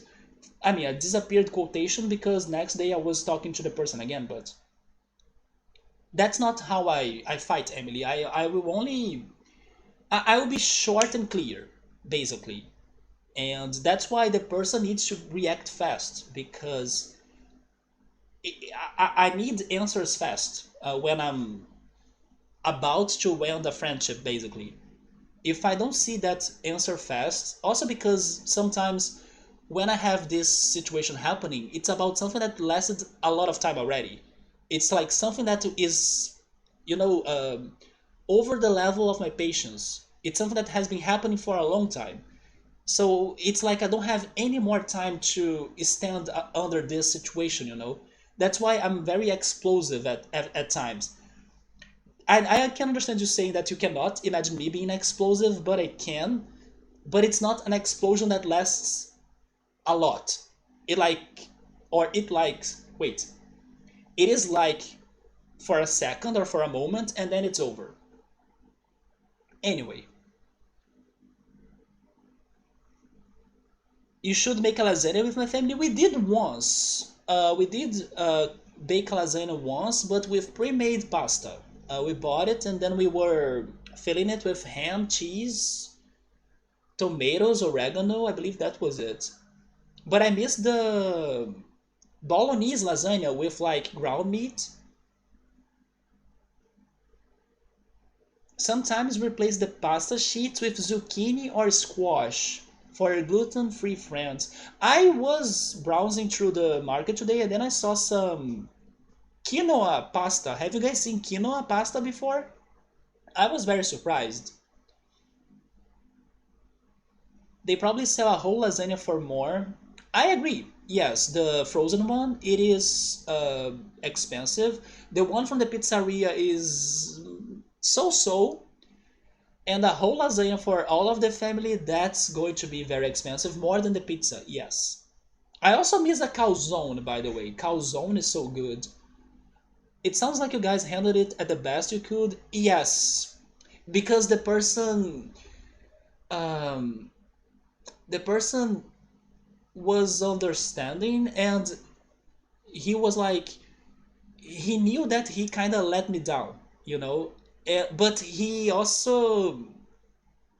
um, he also had a problem, but he never really brought that problem to me. So I had no idea that it was happening. So, you know, some communication was lacking in there. And then after that conversation happened, thanks to the fight, and now that I know about his personal problem, um, I realized that my concerns were not real, or like I was like there was a good reason for why my friend was kind of doing what he was doing to me, you know. And now that we have now that things are more clear, those concerns we won't go back, like they are not existing anymore, you know. But it's because my friend didn't tell me something about his behavior, and that uh, that was really bugging me, like it was really making me upset. And now I know what was going through him, and then things are much better now. I have only ever had a couple of fights with your friends, Emily. I have had so many fights, but at the same time I was proud. I was very proud of myself because in the past, if I were fighting you in the past, I wouldn't. I mean, the chances of like I'm starting a conversation with you after the fight or after deciding that I would like leave you behind and go ahead. No, I'm a very proud person. There was a phase in my life that I was not. There was a phase in my life that I was like, being proud sucks. So like I it is the cause of my problems. So I will like get rid of my pride. And that phase was actually, guys, the time that people really made me feel horrible because I was not really, you know, exposing what I thought or exposing how I felt about my relationships. I was not being able to, I don't know, stable what I was looking for in my friendships, or what I was hoping to happen, or how I wish that people could treat me like. No, basically people were doing what they wanted to do with me, and then I had to like say that's okay, and then sometimes it's not. So it was a phase where I was really depressed. That was actually the start of my anxiety days. Like I believe those times where I had no pride with me, or at least a very low pride, self appreciation as well. I kept those very low. Um, I was getting hurt a lot, and then I felt depression, and then after the depression kind of started to cease, anxiety hit me for all of these years. And then I decided that I should have myself some pride. And then if somebody is doing something to me that I don't like, I gotta, you know, defend myself about what I think I deserve to be treated like. So I was fighting this friend because I was like, hey, you are treating me like this, but I think I deserve better, so I cannot continue with it. It was basically the fight was like this. And then the friend was like, you are right. I was not being able to like treat you the way you wanted. And that's because I have this one personal problem. And then I was understanding his reasonings. But it's because I kind of had to keep up with my pride, but again, I had to also start to know how to deal with it. Because if I'm only proud, it's also can be bad. In case I kind of fight and then never give the chance of people to like reach me back and have a second chance, or like I can, or give myself a chance of forgiving those people, like this friend, for example. If I were just proud, I wouldn't know this friend's problem, and then we wouldn't be talking anymore until today. So, thank goodness I learned from my behavior, my past experiences, the fights I have had, and I realized that even though I reacted like this and I cannot stop myself from reacting like that, if I had this urge of like causing a fight, I caused the fight, but that doesn't mean things need to be the way the fight kind of says they need to be, right? And then that's why communicating is important as well. So I was super proud of myself. Like when my friend was telling me the reasons of what happened, I was like, understandable. I was forgiving. I was like, thank you for like opening yourself as well. And then he was like, no, you don't need to say excuse or to feel like sorry for anything. He was telling me that. And then I was like, no, I need to say I'm sorry because my impulse and pride are very like strong, so that can be very drastic, very impactful. But thank goodness we settled it, and then I didn't lose the friendship because I can't say I have many friends, but it's good to not be losing one, and then hopeful it's going to be stronger and more clear and open as well. I'm already seeing the results of that fight we have had. My friend is now more, let's say, proactive towards working on our friendship than we were before. I was feeling as well that I was the only one trying to keep that thing happening or like continuing, while I was left there, and then I was not seeing him participating into this. Anyway, that was a summary of what happened, but sometimes it's important for you to like allow such fights to happen, especially if they are making you feel bad or to make you feel worse than what you deserve, or like worse than what you think you deserve. Of course, do that with caution and like observe yourself, because like you can't also be completely rude or heartless.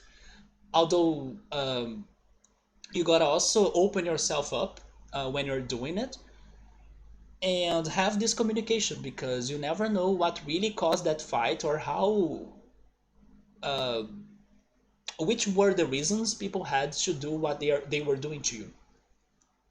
But again, in case he was not like reaching out to talk to me on the next day to like settle things up, I also realized that I was not feeling as bad as I would imagine that I would feel. I was not like too sad. I was sad and like bored, of course, but I have felt worse when I had fights in the past. So I also learned that I can move on. Like I have been through so many situations and fights and things that I can move on if I want, and I know that if it was not to be this friend, like maybe another friend could come and like uh, have a better friendship with me and stuff. You know, I'm more open minded towards such situations because I have been through a lot, and honestly, I don't think I will be having a situation as bad as the one that I said when I didn't have any pride by my side. And that's when people did horrible things to me, and I felt sad like every freaking day. But anyway, let's talk about good things before I end the stream, right? Let's not talk about that. It's over. We are good now. Um, it sounds like you guys handled it at the best we could. Yes, we did. I'm also surprised that um, he was very open and very sincere, and he was not like, let's say, saying that I was completely wrong or denial, right? He was not in denial. Yes, Meow, so that's a better soundtrack for the situation. Hopefully the sticker will also pop up soon. Wait, why is Emily saying it's 0 out of 100? I have only had a couple of fights with my friends. I feel like I either hold in a lot of my feelings or just blow up in the moment. I would put myself in that, like blowing up in the moment. But it's just for a moment, it doesn't last, so it's kind of like over soon, you know? It's when the shit hits the fan, yes. We have that saying, but use it differently. It's not for this, like when things explode. When someone says shit hits the fan, that usually means the stuff got bad fast. I mean, it is kind of like the same idea. Yeah. No, no, no, it is the same idea. It could be for an example of exploding on your. It could be on exploding in a fight. Like, it was good. It was a good morning at work until shit hit the fan. Oh, yeah, I would be imagining some sort of very serious problem that appeared. You know? Yeah. It got messy really fast. Shit just hit the fan at work, got to go. Oh. Yeah, yeah. But it is a bit different. Never mind, it is a bit different. I'm thinking here, we can use it for something more serious for real, like um, when I don't know, a crazy fight will happen, or it's not only necessarily when I don't know, you're very busy, like you gotta go to work because you are busy, or you have like a or you're late or something. You had a bit of a back and forth with someone like in June. Uh, refresh my memory, Ultras, but I think you guys distanced yourself again, wasn't it? That guy that returned after a long break.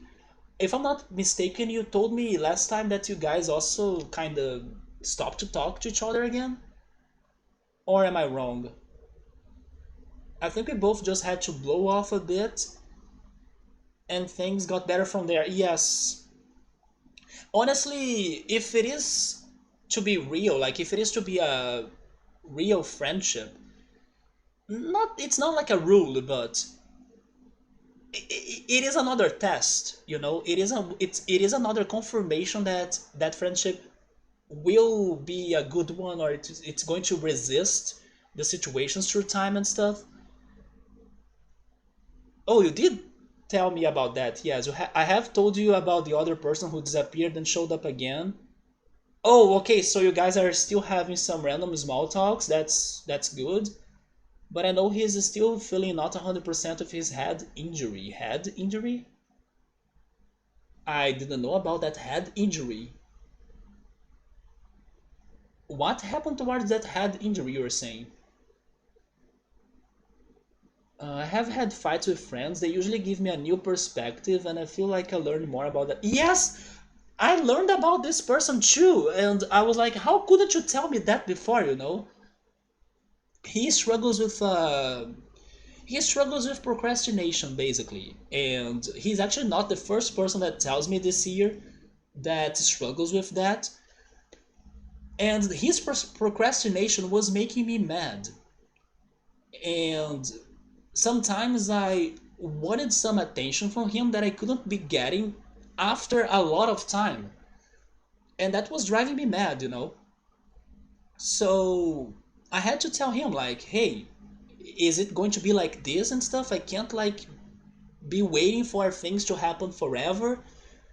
And then now we kind of settled it in a better way because he has this procrastination thing happening to him. And then I even told him that he should maybe consider taking therapy, because the other friend that I have as well that has procrastination, he said that he wanted to start therapy. So I thought it was a good idea, and he considered it.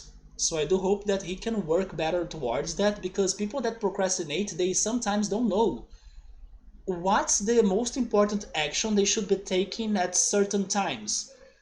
And because he didn't have this notion of like urgency towards me, he was kind of ignoring some important things that I was kind of asking him, and that was driving me super mad because I was feeling like ignored, or like I was feeling even unimportant. So after we settled that, now that I know that he has that, and then now that he knows that he should be more attention to it, things will go much better from now on. It's not good. It's not good to see someone very changed because of an event. I didn't know about this head injury, Ultras. How was this accident? Like, what happened to him? I'm glad that they took you seriously. Yes, instead of like either not coming back for the friendship or being in denial. Like, oh, I did not do that. You were dreaming of like taking forever to answer you or to do what you were asking for. No, I did not do that at all. No, he was honest about his replies. I have honestly ended friendships because they hadn't taken my feelings seriously. Honestly, everybody. I also had ended friendships like that. Yes. You have only used the pre-made lasagna sheets. Yeah, here in my home as well. I still need to learn how to cook or to make fresh pasta, and then also lasagna. It's honestly too much work already, and then adding something else, no thanks. And it's good, right? The pre-made lasagna sheets are delicious too. You can also do something like moussaka. I haven't heard of moussaka before, which is lasagna or lasagna with an eggplant and zucchini. The pizzeria that I was talking about, they have zucchini dough, right? Or zucchini crust. Head trauma can cause a lot of issues, and they can totally change their personalities.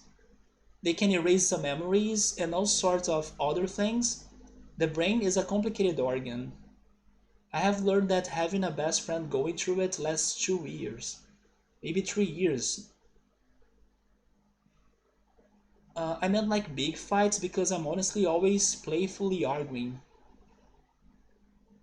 I have never had. Wait, I'm lucky now. I had a friend who would be short with everything, but he has his own issues, and I got why he was like that.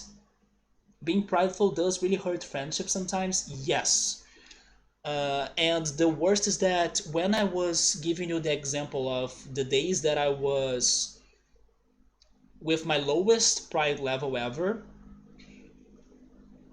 um, I was dealing with maybe the most proud friend I have had in my life. So the shock was horrible. Like, while I was opening up my emotions and feelings and desires and like thoughts, and I was completely open and like not holding up on anything or holding back on anything. When you do that and the other person, like the other friend, is a complete wall, it is bad for both sides. you will get super hurt. That's why I was saying that I was super depressed and feeling completely horrible. And the other person will feel like they are wasting their time, or like they have better business to take care of, or like um, they also don't allow themselves to have some compassion in a way of like, if I keep on going through this, I will probably feel sad, so I will not allow me to have this sadness. So instead of that, I will just like, ignore you or let you be and like move on or focus on something else. So that's why it was very hard to me, but I gotta say that I learned a lot from that. Did I, let's say, put my learnings into use right after? No. But totally on this example from this week, on this fight from this week, I completely use my learnings, and I'm super proud of the person that I am today regarding everything I have learned about the behavior of others, regarding my prideness or my pride, and what I'm looking for and what I would like that I could be receiving from friendships, and also the way I deal with my explosiveness and impulses and explosions. This event was necessary and very good for me to also realize that I have changed. Oh, Meowser is only freaking spamming the stickers here. It's funny because it's the only thing that shows on my broken Twitch chat right here. Hi, Victor. What's up, man? Victor, are you are you going to bed soon? You came in the moment that the stream is all broken. We don't have the chat down here. My chat on my computer is broken as well. I have only you on my phone. Also, by the way, Victor, did you change your username color? Because on my phone you are gray. You don't have your traditional blue. But probably not, right? It's just on the computer that it shows you with a blue color, but on my phone you are gray.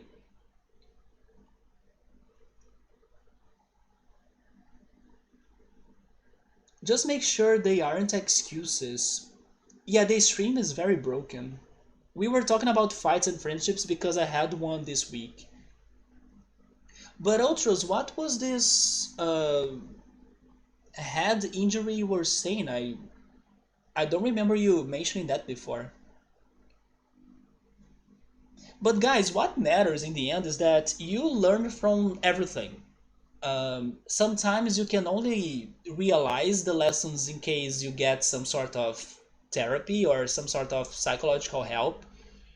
But like I said, the biggest lesson I got from all of my fights throughout my life was that if I can't really change the way I am regarding my emotions and how I really need to explode and fight and make them happen in case I can't control, and most of times I can't control anything I feel, I gotta like drop my emotion levels after it happens and then raise my rational levels, which are like, let's communicate, let's investigate, let's know more and learn more, and allow the post fight situation to be happening. And also, I'm a somewhat very, let's say, oh wait, I could read Victor on the computer chat. Victor, you came and then you probably fixed my chat. I just read your message on the computer. You just woke up, man. Did you go to bed early though?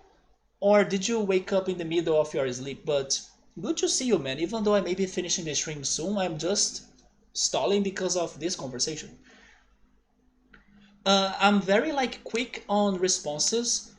So even though I had like the fight, let's say in the previous day, the fix or the conversation to repair and to make things normal again should happen fast to me. Because if there is something that I learned from a movie, very very dark movie by the way, very disturbing movie, is that time destroys everything. So if you allow that to, it depends on the amount of time, of course. Sometimes people are still on their nerves and then they can't have a rational talk that fast, that quick. But also, if a lot of time pass by, it could be too late. Yeah, you're blue on the computer chat. It's just on my phone. I think I had something to tell Victor, but now I. Oh no, what I wanted to tell Victor was about the Pokemon games. Victor, you missed the Pokemon conversation today, man. But good to see you, man. But guys, I think I will end the stream because my computer is kind of bad still. My chat is back, but I think I'll go.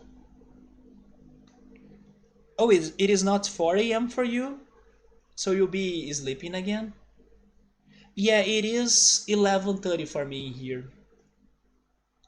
Victor, have you been working on that music again? The one that has a lot of Grant Kirkhope inspirations? So we can have like a tiny talk before I finish the stream. In case you do, please send me the previews, right? And then I will also need to ask you later if you have finished that Mario Sunshine playthrough that you were playing.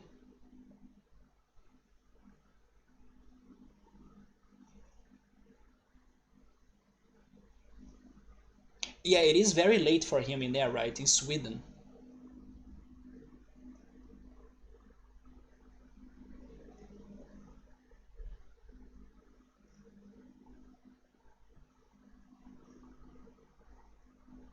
Oh, Meowser, in case I don't talk to you before the concert, enjoy the concert. I'm pretty sure you will because that band you sent on Discord was amazing. Even though I cannot pronounce or I don't know how to say their band name.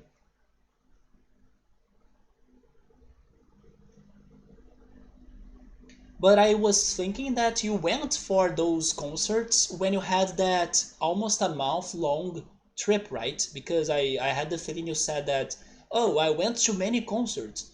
When I was also telling Ultras if Ghost was having a tour and then they will, but no Canadian concerts confirmed so far. But anyway, guys, I think I should just uh, finish the stream because I'm lost and then maybe I'm having delay. I'm not sure. Oh, Victor is having I haven't, or Victor is saying I haven't. There's been some computer. Oh my god, there's been some computer issues. That's my life as well, man. Even though yesterday I had the computer updates working, and I swear to you, my computer was as fast as Sonic.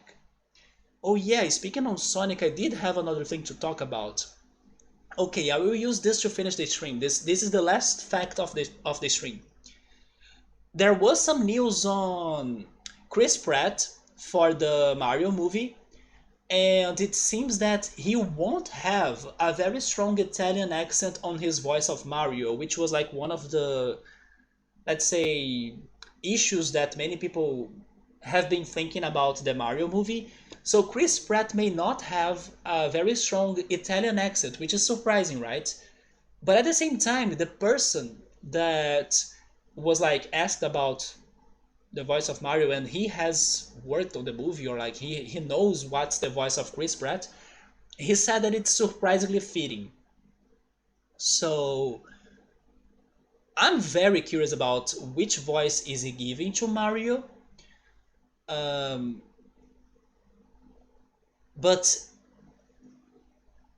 if the voice was not good, I don't think this person would defend his voice, even though it doesn't have the Italian accent. And then some people were even saying that what if the voice of Mario is like a voice that Mario got after many years that he was living in New York?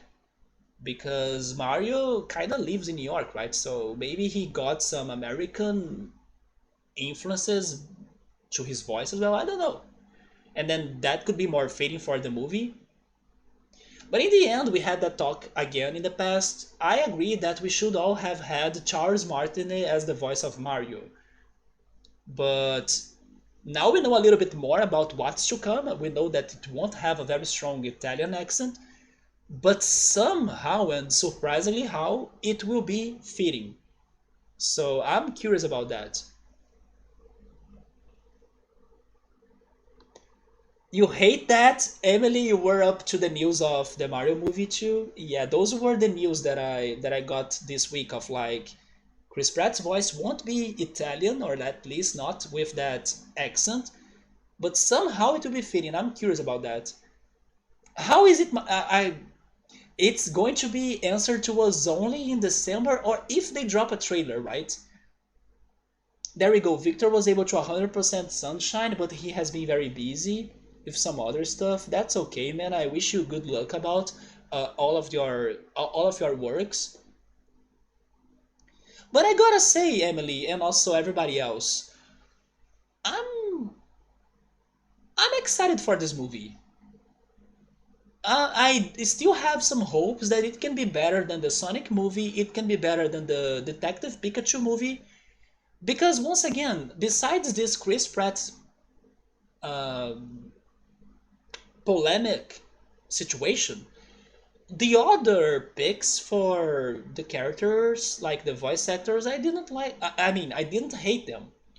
So I don't know. I do think this movie could surprise us in a positive way.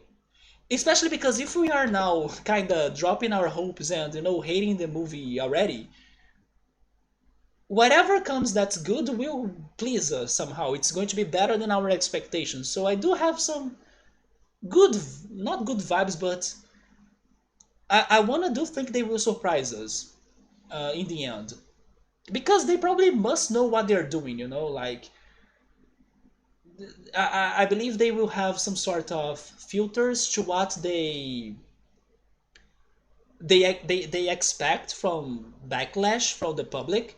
So they gotta have a good reason for this choice they are having, besides the one that I think Victor told me that day that we had this talk before, that I didn't realize that, oh, by saying it's Chris Pratt it could get to more public because everybody knows Chris Pratt, so like, marketing reasonings, and not really announce it as Charles Martinet. So people would be asking, who's Charles Martinet? So this movie sucks, like, I don't know Charles Martinet, why would I watch it?